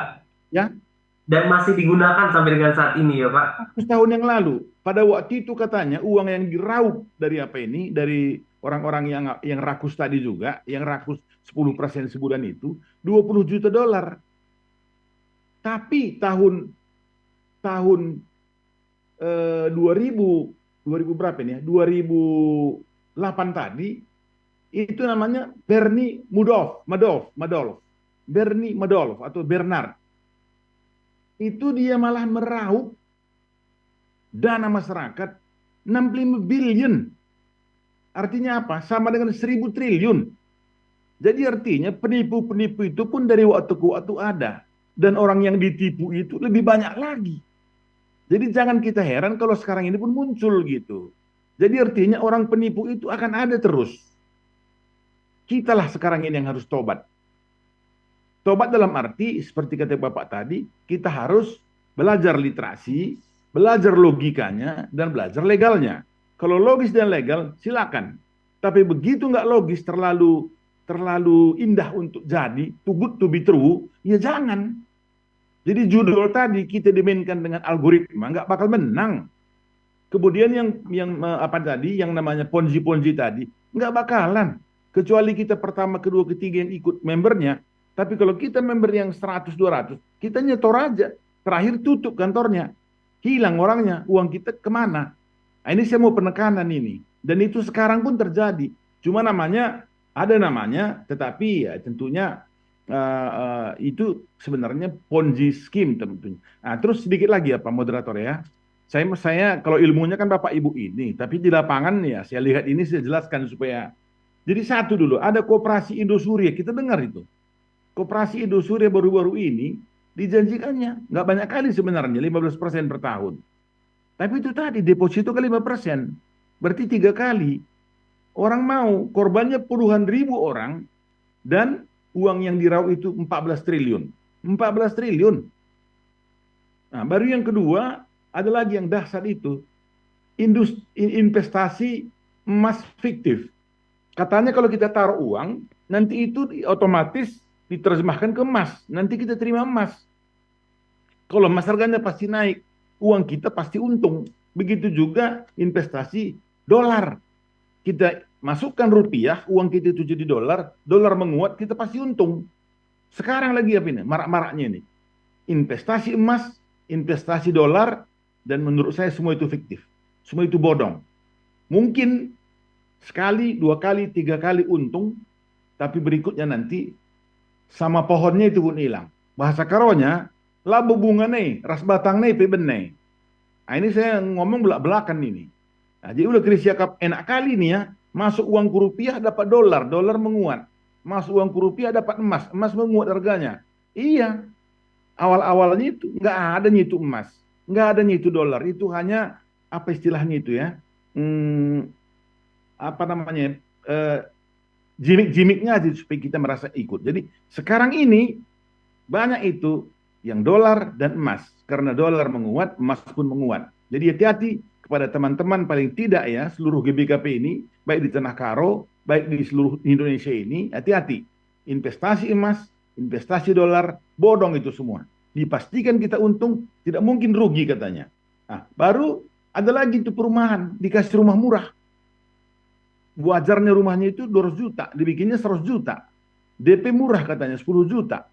Tapi begitu DP kita kasih, begitu kita cicil, ya nggak ada rumahnya itu. Fiktif semua foto-fotonya, hilang lawang kita.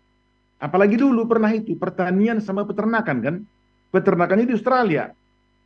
Apa namanya burung yang lehernya tinggi itu? Kunta. Dia katanya kunta. Pasti untung. Untungnya itu minimum 20% 3 bulan. Siapa yang nggak tergiur? Di mana burung untanya? Nggak ada. Lenyap semua uang. Nah, jadi di sini saya tekankan, ini maaf ini kepada kelibu kami ya, Ibu Sophia, Nyonya Bangun, aku ngomongnya belak-belakan memang. Betul-betul orang Medan memang, Bu. Jadi artinya, kalau kita main judul, pasti kalah. Kita lawan mesin. Udah pasti. Kita lawan investasi bodong, pasti kalah. Makanya investasi yang benar lah kita ikuti, investasi yang legal kita ikuti, investasi yang logik yang kita ikuti, dapat dikit tapi aman. Itu aja saya tambahi. Nah, baik, terima kasih Bapak Pertua Emeritus. Ada sedikit, supaya ada Alkitabnya ini. Nah. Oke, ini ayat Alkitab saya kasih Pak. Mana cocoknya nih? Cocoknya itu kan tadi Ibu Sophia juga ada Alkitabnya, dia ngomong kan. Saya pun ngomong juga dong. Iya. Kejadian 3 ayat 5 sampai 6. Katanya begini, ketika dulu dunia ini diciptakan Tuhan, ada Adam, ada Hawa, ada ular. Maka ular itu pun berkata kepada perempuan itu, waktu kamu memakan buah ini, matamu akan terbuka, katanya ke perempuan itu. Dan kamu akan seperti Allah, tahu tentang yang baik, yang jahat. Wah, cantik kali kan itu, janjinya itu. Karena kata Tuhan, jangan dekati pohon itu, jangan makan buahnya, dipegang pun tidak bisa. Itu kata Tuhan. Tapi kata ular, kata ular itu kalau kamu makan, ya kamu sama dengan Tuhan. Tahu ini, tahu itu. Nah, perempuan itu melihat buah pohon itu baik untuk dimakan dan sedap kelihatannya. Habislah dia, berdosalah dia sampai kita sampai sekarang. Nah, jadi begitu juga ini rayuan-rayuan ini tadi. Rayuan judol, rayuan investasi bodong. Cantik kali rayuannya itu. Cantik kali seperti ular itu tadi. Janganlah kita kena. Itu aja, moderator. Baik, terima kasih Pak. Ya, jadi sudah semakin kaya kita pada malam hari ini untuk diingatkan supaya tidak terjerat ya bahaya. Ada 4 hal tadi, investasi bodong, pinjol, judol, dan juga kejahatan keuangan digital lainnya. Nah, Bapak Ibu Saudara-saudari, saya mau sedikit beranjak ke respon yang ada dari kolom chat kita. Beberapa saya rangkum karena saya pikir sama. Beberapa menyampaikan bahwa saat ini memang banyak manusia yang sudah menghalalkan segala cara gitu. Jadi bahkan termasuk ini sangat menyedihkan sebenarnya para pengerja gereja. Jadi ini juga pengingat kepada kita semua, jangan sampai nanti tadi Bu Ogisa juga bilang kalau pendetanya yang udah ngomong pasti kita dengan mudah saja percaya. Semoga ini menjadi pembelajaran bagi kita juga tahu sejauh mana kita bisa membagikan informasi-informasi terkait dengan keuangan digital. Dan Ibu Bapak dari OJK, ada satu respon dari Pak Tarigan ini katanya bahwa judi offline juga masih marak terjadi di Tanah Karo, dan ini sudah datang lagi judi online dengan sangat mudahnya. Dan ini ada harapan saja dari pemerintah dan juga tentunya dengan seluruh stakeholder. Saya kembali garis bawahi apa yang disampaikan sama Pak Cecep, kita harus sama-sama memberantasnya. Tidak bisa pemerintah saja, tapi juga masyarakat punya andil di dalamnya. Untuk itu dari Pak Mestiawan Liala, ini mengharapkan kepada Modraman setelah podcast ini mengeluarkan surat penyelayasi terkait dengan edukasi yang bisa kita terima malam hari ini. Jadi ditindaklanjuti. Apalagi tadi Ibu Sophia juga ada mengingatkan ada training of trainers yang juga disiapkan sama OJK. Boleh diikuti nanti, disiapkan orang-orang yang bisa menjadi trainersnya.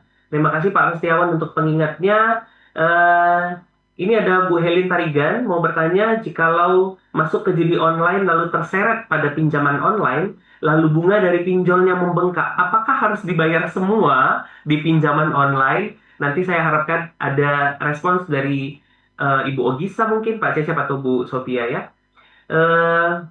Tadi Pak Nabari juga sempat tanya terkait dengan pinjol dan pindar tadi, tapi tadi saya pikir sudah sangat jelas disampaikan sama Ibu Ogisa. Hanya saja nanti janji Ibu Ogisa membagikan bahan tayangnya, tolong diingat ya Bu ya, biar kita bisa kembali pelajari bersama-sama. Nah, pertanyaan selanjutnya, ini Koperasi Merah Putih. Memang sih ini programnya pemerintah, Tapi ada pertanyaan dari nama akunnya Bolang Ketek. Koperasi Merah Putih yang terbaru itu legal atau ilegal? Mohon pencerahannya. Nanti juga tolong dibantu jawaban dari Bapak dari OJK. Selain pinjol, sekarang banyak investasi saham seperti MLM. Bagaimana cara pemerintah memantau investasi bodong seperti ini? Saya pikir tadi juga sudah banyak jawaban upaya-upaya yang dilakukan oleh OJK, oleh pemerintah. Tapi semakin banyak yang dihapus, malah semakin banyak yang muncul dan lagi. Oke, dan ini ada pengingat kepada kita semua, terkhusus serayan atau pengerja gereja, pendeta ikut investasi bodong. Mari dengarkan apa yang disampaikan OJK. Jangan sampai nanti membawa umat atau jemaat ke dalam lembah ataupun jurang yang nanti tidak dapat dipertanggungjawabkan. Ada juga menyebutkan 68 EA, 68 EA, model investasi bodong. Nanti boleh direspon juga oleh Bapak Ibu OJK, apakah ini pernah didengar dan bagaimana ininya, boleh nanti dibagikan juga.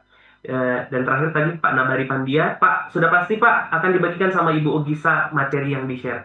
Saya persilakan kepada Bapak Ibu, siapa dulu ini yang mau memberi respon? Aku dulu.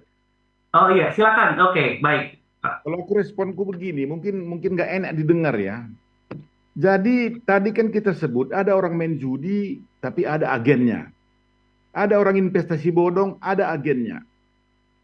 Yang investasi itu udah hancur dia kan. Yang agen ini kan MLM tadi, segala macam itu, atau influencer itu kan terima sesuatu. Janganlah sempat seorang pendeta, istri pendeta, penetua, diaken, istrinya ikut menjadi agen yang menghancurkan orang. Itu harapan saya.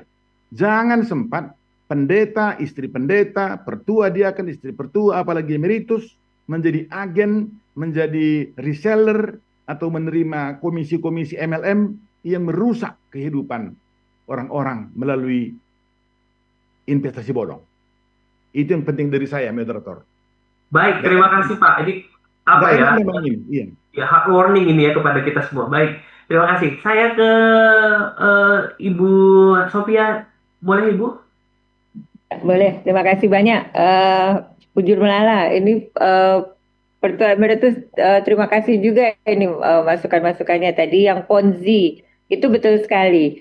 Jadi salah satu hal kenapa kita kedepankan logis, itu sebetulnya kalau dia menawarkan imbal hasil yang tidak logis, yang too good to be true, itu memang biasanya memakai skema Ponzi. Dan tadi Pertua Emeritus juga sudah sampaikan, contoh yang paling kondang itu Bernie Madoff ya, itu sampai ada filmnya di Netflix. Kalau Bapak Ibu penggemar Netflix bisa nonton ya. Dan kita lihat juga dampak terhadap keluarganya itu menyedihkan sekali ya. Jadi dia punya dua putra ya, laki, dua-duanya akhirnya meninggal. Karena yang satu stres ya, malu, dia bunuh diri. Yang satunya lagi stres juga sampai sakit, akhirnya wafat gitu. Dan akhirnya istrinya itu dia menyendiri begitu ya, hidup sendiri, sama sekali tidak mau terima telepon suaminya yang di dalam penjara. Nah itu mungkin lesson learned ya buat kita semuanya. Jadi kalau dia sih pelakunya begitu ya, tapi kan banyak juga orang yang dirugikan. Nah kita juga jangan ada di dua pihak itu.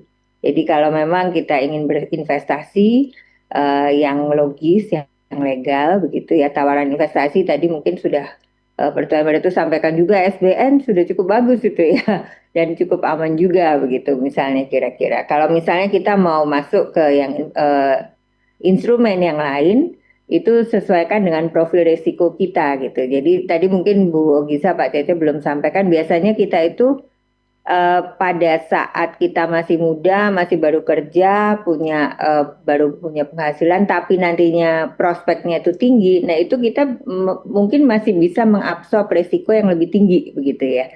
Tapi begitu kita sudah pensiun misalnya, dananya terbatas, kemudian dana yang ada itu pasti sudah ada alokasinya, nah tentunya kita tidak bisa lagi menjadi risk taker. Nah itu pilihan investasinya akan lebih terbatas pada instrumen yang lebih aman, kira-kira seperti itu ya. Kemudian tadi disampaikan Koperasi Merah Putih ini merupakan salah satu program unggulan pemerintah ya. Dan kalau kita bicara koperasi, itu tidak semua koperasi itu menjadi objek pengawasannya OJK.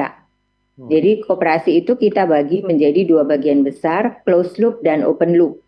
Closed loop itu maksudnya adalah yang menyediakan layanan untuk anggota saja. Nah, kalau yang open loop itu bisa menyediakan untuk jasa layanan yang di luar anggota.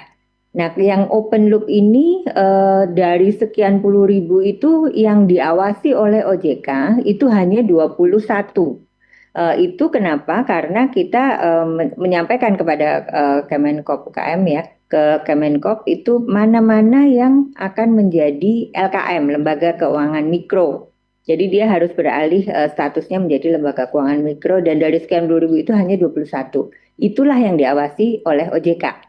Sisanya itu nanti akan diawasi oleh Kemenkop gitu. Nah, Koperasi Merah Putih ini memang sedang dalam proses ya. Kita belum tahu berapa banyak nanti yang akan menjadi LKM gitu. Tapi tentunya niatnya itu baik ya supaya bisa membantu pemerataan daerah, pembangunan daerah, dan ini menjadi wahana yang bisa membantu UMKM di daerah-daerah. Tentunya kita akan support dengan tetap memperhatikan risikonya ya. Kemudian yang kedua, tadi disampaikan tentang MLM, tentang influencer ya, Bertuah Emeritus, terima kasih sekali diingatkan. Jadi memang OJK ini, nanti Pak Cecep, Bu Ogisa juga bisa sampaikan, sedang berproses untuk membuat bahwa influencer ini harus bersertifikat, begitu ya. Jadi nggak bisa sembarang kita ngomong gitu. Nah inilah yang perlu nanti dipahami bersama juga oleh kita semuanya. Kalau kita mau dalam tanda petik menawarkan, oh ini bagus itu tentu ada sertifikatnya nanti. Walaupun memang POJK-nya sedang dalam proses ini ya, Pak Cecep ya, Bu Ogisa ya, gitu. Mungkin yang lainnya kita serahkan juga pada Pak Cecep, Bu Ogisa untuk bisa menanggapi beberapa pertanyaan yang tadi disampaikan. Silakan. Baik, karena saya sudah kangen dengar suaranya Pak Cecep, saya persilakan. Terima kasih Pak Diaken Andepa. Ya, tadi sudah Bu Sofia sudah sangat clear Pak, sangat jelas menjelaskan terkait pertanyaan-pertanyaan. Mungkin saya hanya ingin sedikit aja Pak, sedikit menambahkan terkait bahwa judul sama pinjol itu ibarat lingkaran setan Pak. Jadi biasanya bermula dari kebiasaan main judol, kemudian kalah, kemudian akhirnya pinjam uang via pinjol, dapat uang, main judol lagi, kalah lagi, pinjol lagi, dan seterusnya akhirnya gali lubang tutup lubang. Juga ingin me-underline juga dari presentasinya Bu Ogisa, bahwa mungkin kita hidup di dunia digital ini Pak, fear of missing out, semua pada serba ikut-ikutan. Kalau kita mungkin salah satu penyebabnya, dulu lari itu pakai sepatu biasa aja bisa lari Pak. Sekarang lihat merek-merek canggih, ingin baru, akhirnya pinjol lagi dan sebagainya. Kalau kita ingat rumus fisika zaman dulu Pak, rumus fisika zaman dulu itu adalah tekanan itu berbanding lurus dengan gaya Pak. Artinya kalau hidup kita penuh tekanan, mungkin kita kebanyakan gaya Pak. Juga ini terakhir ini pantun sedikit Pak. Sedikit biar nggak ngantuk ini Pak. Ke gereja pakai sepatu baru, dompet tipis pura-pura malu. Gaji sebulan habis seminggu. Gara-gara ikut tren tiap waktu. Pak, kita ulang dong. Saya belum bilang cakep. Oh, siap. Cakep. Ke gereja pakai sepatu baru. Cakep. Dompet tipis pura-pura malu. Cakep. Gaji sebulan habis seminggu. Gara-gara ikut tren setiap waktu. Oke, mantap. Satu lagi berarti Pak, karena tadi kan nggak sip, satu lagi nih Pak. Oke, siap. Tapi tunggu saya bilang cakep ya. Duduk manis sambil ngopi. Cakep. Lihat diskon hati pun nyeri. Cakep. Belanja terus tiap hari. Silakan. Pas akhir bulan makan mie lagi. Ini tidak baik dalam pengaturan keuangan ya. Ya Pak Turnon. Iya, selanjutnya Bu Ogisa, silakan Bu. Baik, terima kasih banyak. Mungkin sedikit menambahkan saja karena tadi sudah banyak sekali dijelaskan oleh Ibu Sofia dan juga Pak Cecep. Tadi yang pertama terkait dengan tindak lanjut ya Bapak dan Ibu untuk training of trainers. Kami sangat menyambut baik karena kami pun saat ini sedang menggodok program yang namanya OJK Peduli Bapak dan Ibu. Jadi OJK Penggerak Duta Literasi Keuangan Indonesia. Jadi kami harapkan di sini Bapak dan Ibu berkenan juga untuk menjadi duta literasi kami yang pada akhirnya nanti bisa membantu untuk mengedukasi masyarakat luas. Kemudian selanjutnya untuk tadi pertanyaan dari Ibu Heli Tarigan terkait dengan apabila terseret pinjol apakah harus dibayar hutangnya seperti itu ya Bapak dan Ibu. Memang yang namanya hutang itu harus dibayar, cuman apabila itu adalah pinjol ilegal, maka Bapak dan Ibu bisa langsung melaporkan kepada OJK melalui Satgas Pasti supaya nanti bisa ditutup entitasnya dan juga bisa berkolaborasi dengan Komdigi untuk diblokir websitenya. Lalu yang terakhir tadi sedikit menambahkan dari Bu Sofia terkait dengan influencer. Betul Bapak dan Ibu, memang saat ini kami sedang menyusun POJK terkait dengan influencer, di mana nanti ada banyak sekali aspek-aspek yang diatur dalam POJK tersebut. Misalnya kriteria influencer itu seperti apa, cakupan aktivitas, metode penyampaian informasinya, sehingga edukasi keuangan itu bisa terjalan dengan transparan dan juga akuntabel. Mungkin sedikit dari saya. Terima kasih banyak Bapak dan Ibu. Terima kasih Ibu. Nah, ini semakin kaya kita pada malam hari ini. Tentunya bahasan tentang hal ini tidak cukup waktunya, tapi lagi dan lagi kita terbatas oleh karena waktu, dan ini menjadi ruang kita bersama untuk belajar, dan saya harap juga OJK terus mau mengedukasi kalaupun nanti ada panggilan-panggilan selanjutnya dari kami GBKP. Sebelum saya ke bagian lainnya, saya mau mengucap terima kasih terlebih dahulu karena podcast kita pada malam hari ini juga terselenggara oleh karena dukungan beberapa donatur kita. Yang pertama Bapak Pertua Alfredi Ginting, tapi Bapak Almiko Ginting, dan juga ada Pertua Bapak Hartan Sinurat dari GBKP Rungkut Pernas Malingkar, Naras Insinyur Julianus Ginting Suka, Bapak Pertua Agus V. Ginting, Bendahara Umum Madraman GBKP, PT DMM Group, dan juga Bapak Adrianus Barus. Saya yakin bahwa hari ini juga bisa terselenggara karena ada orang-orang yang juga memberi diri, memberi bagian yang dia miliki untuk bisa kita lakukan bersama. Nah, pada bagian akhir ini, saya pikir kita sudah bisa menyudahinya karena sudah banyak sekali informasi yang dibagikan. Nanti kami boleh belajar mandiri, Ibu Ogisa, dari materi yang disampaikan. Tapi saya rindu juga ada sedikit pesan penutup saja dari saya mohon izin ya, kalau dari OJK saya minta Ibu Sofia dan nanti juga dari Pertua Emeritus kami pesan-pesan kepada umat. Gak usah panjang-panjang, saya mintakan waktu dan tempat. Yang pertama dari Pertua Emeritus dulu. Saya dulu ya. Iya Pak. Saya rasa bukan hanya yang mendengarkan atau mengikuti apa ini beruntung. Saya pun merasa beruntung hari ini. Karena 3 maestro dari OJK datang, jadi banyak kita dapat ini. Cuma waktunya kurang panjang ini, sebenarnya setengah jam lagi.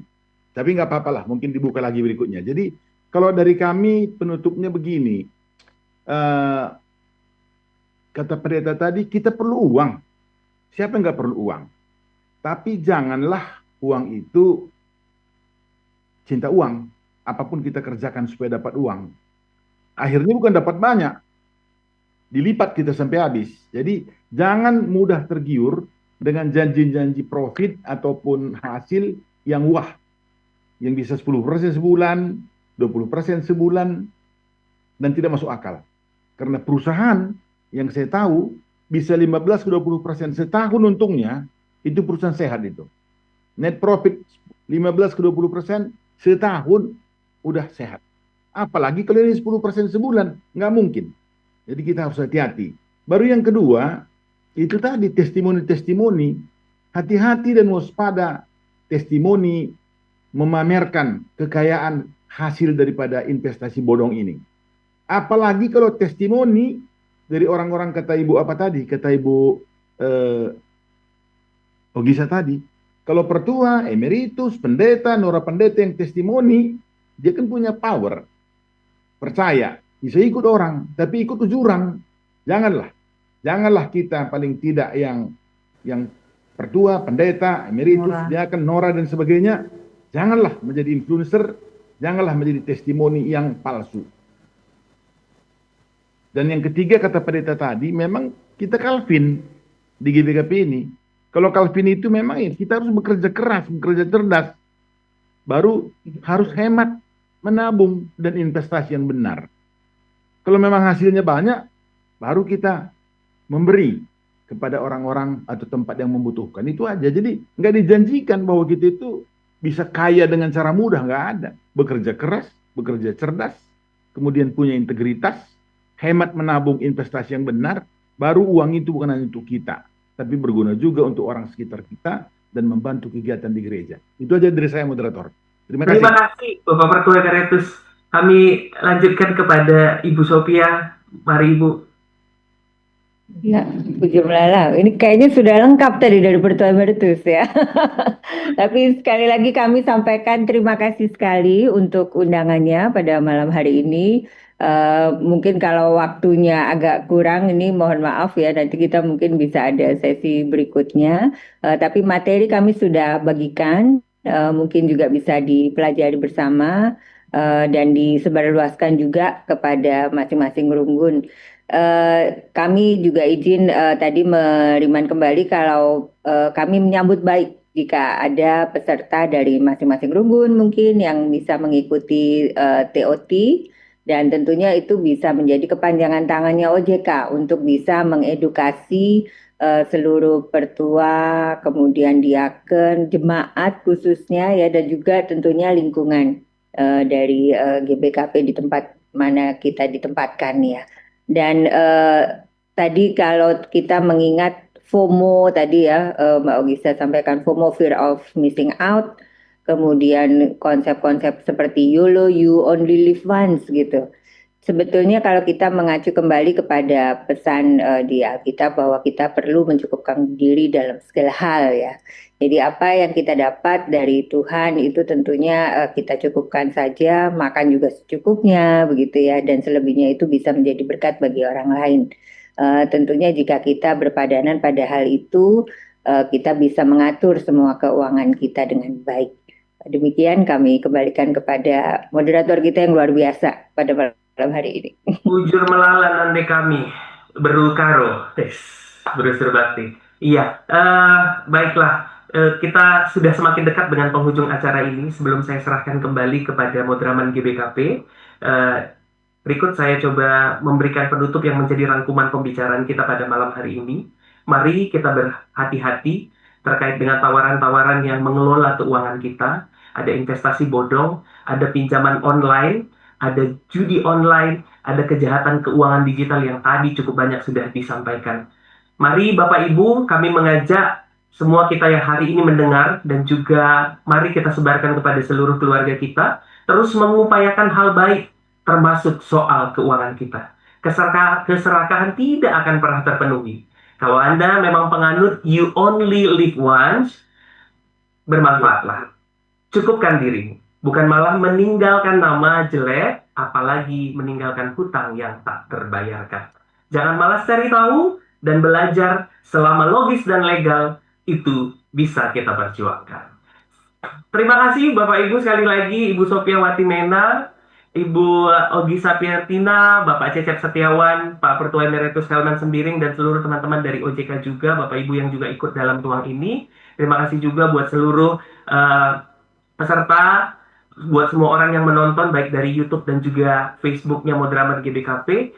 Maka Tuhanlah yang tetap memberkati kita, yang mengajari kita, membentengi diri kita juga untuk tidak bisa dengan mudahnya masuk ke dalam jaringan-jaringan yang tidak baik yang sudah kita pelajari malam hari ini. Untuk itu bagian akhir kami kembalikan kepada Moderaman GBKP, Pendeta Calvinsius Ginting, dan juga nanti mohon ditutup pertemuan kita dengan doa. Kami serahkan kepada Pendeta Calvin. Ya, baik. Terima kasih. Bapak, Ibu, Saudara-saudari sekalian, tibalah kita ke penghujung podcast kita. Dan kami mengucapkan banyak terima kasih mewakili Moderaman GBKP, walaupun pada malam hari ini kita tidak bersama-sama dengan pengurus Moderaman yang lengkap. Kami bertujuh titip salam dari seluruh Moderaman GBKP dan juga seluruh anggota jemaat GBKP. Apa yang kita dapatkan di malam hari ini sungguh mengedukasi kita. Saya sangat bersyukur mendapatkan ilmu edukasi yang luar biasa di malam hari ini. Para narasumber dipakai Tuhan dengan sangat luar biasa beserta host. pesan yang sangat penting. Kita harus kritis dalam hidup ini. Apakah itu logis, legal atau ilegal. Untuk itu jangan abal, jangan asal, dan jangan abai.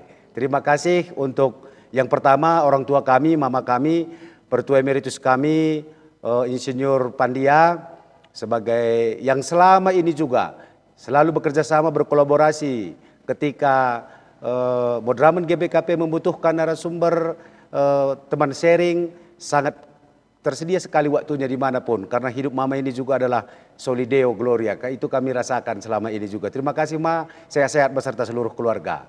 Dan juga kepada ibu kami yang terkasih, Ibu Sophia Watimena, Ketua Dewan Audit dan anggota Dewan Komisioner OJK. Luar biasa, kami bangga Ibu dipakai menjadi berkat selama ini dan juga malam ini. Dan seperti kata Ibu, untuk terus berkolaborasi dengan GBKP, kami sangat mengucapkan banyak terima kasih atas kesediaan waktunya beserta teman-teman, Bapak Cecep Setiawan dengan pantun-pantunnya dan janjinya tadi ada buku saku. Kami tunggu Pak Cecep buku sakunya, kalau boleh dengan media cetak ataupun buku elektriknya supaya lebih gampang kita share kepada jemaat dan masyarakat. Kami bersedia sebagai teman kolaborasi barisan terdepan khususnya bagi jemaat GBKP untuk mensosialisasikan, karena tanggung jawab kita adalah menjaga supaya masyarakat dan jemaat tetap di jalan terang Tuhan. Begitu juga dengan Ibu Ogisa Pertina Susilo, analis divisi pelaksana edukasi keuangan OJK. Terima kasih Ibu, Tuhan memberkati, sehat-sehat terus bersama keluarga semua dan dipakai oleh Tuhan secara luar biasa. GBKP sungguh sangat terberkati dan respon-respon chattingan dari masyarakat dan jemaat sering-sering buatkan edukasi seperti ini, karena kami sangat bingung, katanya sangat bingung dengan banyaknya iklan-iklan. Kalau boleh sharing, karena saya ketua bidang marturia, saya mau bersaksi, saya juga pernah tertipu dengan iklan-iklan pesan online. Saya pesan karena di iklan online itu celana panjang sangat baik sekali. Wah, kalau saya pakai ini saya pasti lebih ganteng nanti dalam penampilan berkhotbah. Tetapi setelah datang barangnya, yang datang itu celana anak-anak. Jadi nggak bisa saya pakai, nggak sesuai dengan yang di iklan. Dari sejak itu saya selalu berhati-hati. Jadi Bapak Ibu saudara-saudari sekalian, dimanapun kita berada, dengan edukasi yang diberikan, ini sebagai mengingatkan kita, kita amini, ini adalah suara Tuhan, mengingatkan kita supaya jangan terjerumus. Sadarlah, sadarlah, dan sadarlah. Mari kita bersatu dalam doa. Kita berdoa. Allah Bapa kami yang bertahta dalam kerajaan sorga, terima kasih Tuhan buat orang-orang yang Tuhan pakai di malam hari ini secara luar biasa. Buat Pertua Emeritus kami, orang tua kami, Helman Pandia, beserta keluarga, Tuhan berkati. Begitu juga dengan Ibu Sophia Waitimena, Bapak Cecep Setiawan, Ibu Ogisa Pertina Susilo. Tuhan pakai luar biasa mereka, beserta host kami yang sangat luar biasa, Diaken Andeva Pinam, beserta kru, tim IT, dan orang-orang yang Tuhan pakai, Tuhan antarkan bersama-sama dengan kami sharing di malam hari ini untuk seluruh orang yang partisipan, pemirsa yang mengikuti podcast kami. Tuhan berkati, karena kami yakin dan percaya para narasumber kami Tuhan pakai sebagai perpanjangan saluran berkat Tuhan, suara Tuhan untuk mengingatkan supaya kami selalu waspada dalam hidup. Dan apapun juga yang kami miliki, itu adalah untuk menjadi berkat bagi orang lain. Dan itu yang mendatangkan damai sejahtera bagi kami. Sadarkan kami Tuhan untuk selalu mengerjakan hal-hal yang sesuai dengan kehendak Tuhan. Tuntun kami dan hindarkan kami dari segala tipu-tipu yang ada di sekitar kami. Hanya kepadamu saja kami berserah. Inilah doa kami. Berkati seluruh narasumber kami beserta seluruh keluarganya. Berikan mereka kesehatan jasmani dan rohani. Damai sejahtera ada bersama-sama dalam hidup mereka. Umur yang panjang Tuhan berikan supaya mereka semakin luar biasa lagi menjadi berkat. Mengingatkan orang-orang, membawa ke dalam terang firman Tuhan. Kami akan berpisah Tuhan, Tuhan memberkati kami semua. Dan secara khusus kami juga berdoa untuk orang-orang yang setia, selalu Tuhan pakai untuk mendukung segala kegiatan gerejamu, khususnya di acara podcast. Pertua kami Freddy Ginting, Bapak Harpan Sinurat, naras kami Insinyur Julianus Ginting, begitu juga Pertua Agus V. Ginting dan Adrianus Barus, dan orang-orang yang pakai luar biasa di Varia. Tuhan berkati. Inilah doa dan harapan kami Tuhan. Kami serahkan hidup kami ke dalam tangan-Mu. Dalam nama Yesus kami berdoa. Amin. Terima kasih, Amin. Tuhan memberkati. Sampai jumpa lagi di momen-momen berikutnya, Bapak Ibu sekalian. Bapak Pendeta, ini kita kita dari tempat yang berbeda, nggak mau diambil gitu fotonya gitu. Iyalah, ambillah. Pendepa silahkan Ya, ambillah. boleh, semuanya pada posisi cakep. Iya, Pada dan posisi cakep. podcast kita ini Untuk sudah Pak Ardi dan juga terrekod Ibu Mari, ya. boleh buka Kapanpun bisa kita kamera. saksikan. Dan ini Iya, kami betul, bisa Pak. pakai sebagai sarana edukasi juga. Karena ini sudah terrekod dan bisa kita sharekan terus ke jemaat. Dan sampai malam ini Baik. aja sudah 2000-an tayang. Luar biasa. Ya. Baik Bapak Pendeta, untuk di IT Rumah Digital, kalau bisa foto Bapak Pendeta saja karena foto yang lain sudah terlihat di layar saya. Baik, baik, baik. Oke. Tampilkan foto-foto kami. Ambilkan dulu. Saya mic. Dari kameranya ya. Iya, fokus sama Bapak Pendeta saja. Betul, betul. Jadi ini bisa saya ambil. Oke, yang dari IT-nya yang ambil, jempol. Oh ya, oke baik.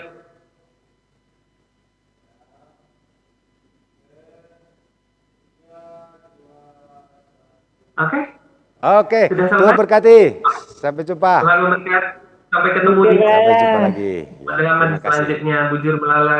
Setelah Tuhan Simasu-masu. Ya. Terima kasih Bu Sofia. Terima kasih. Tuhan.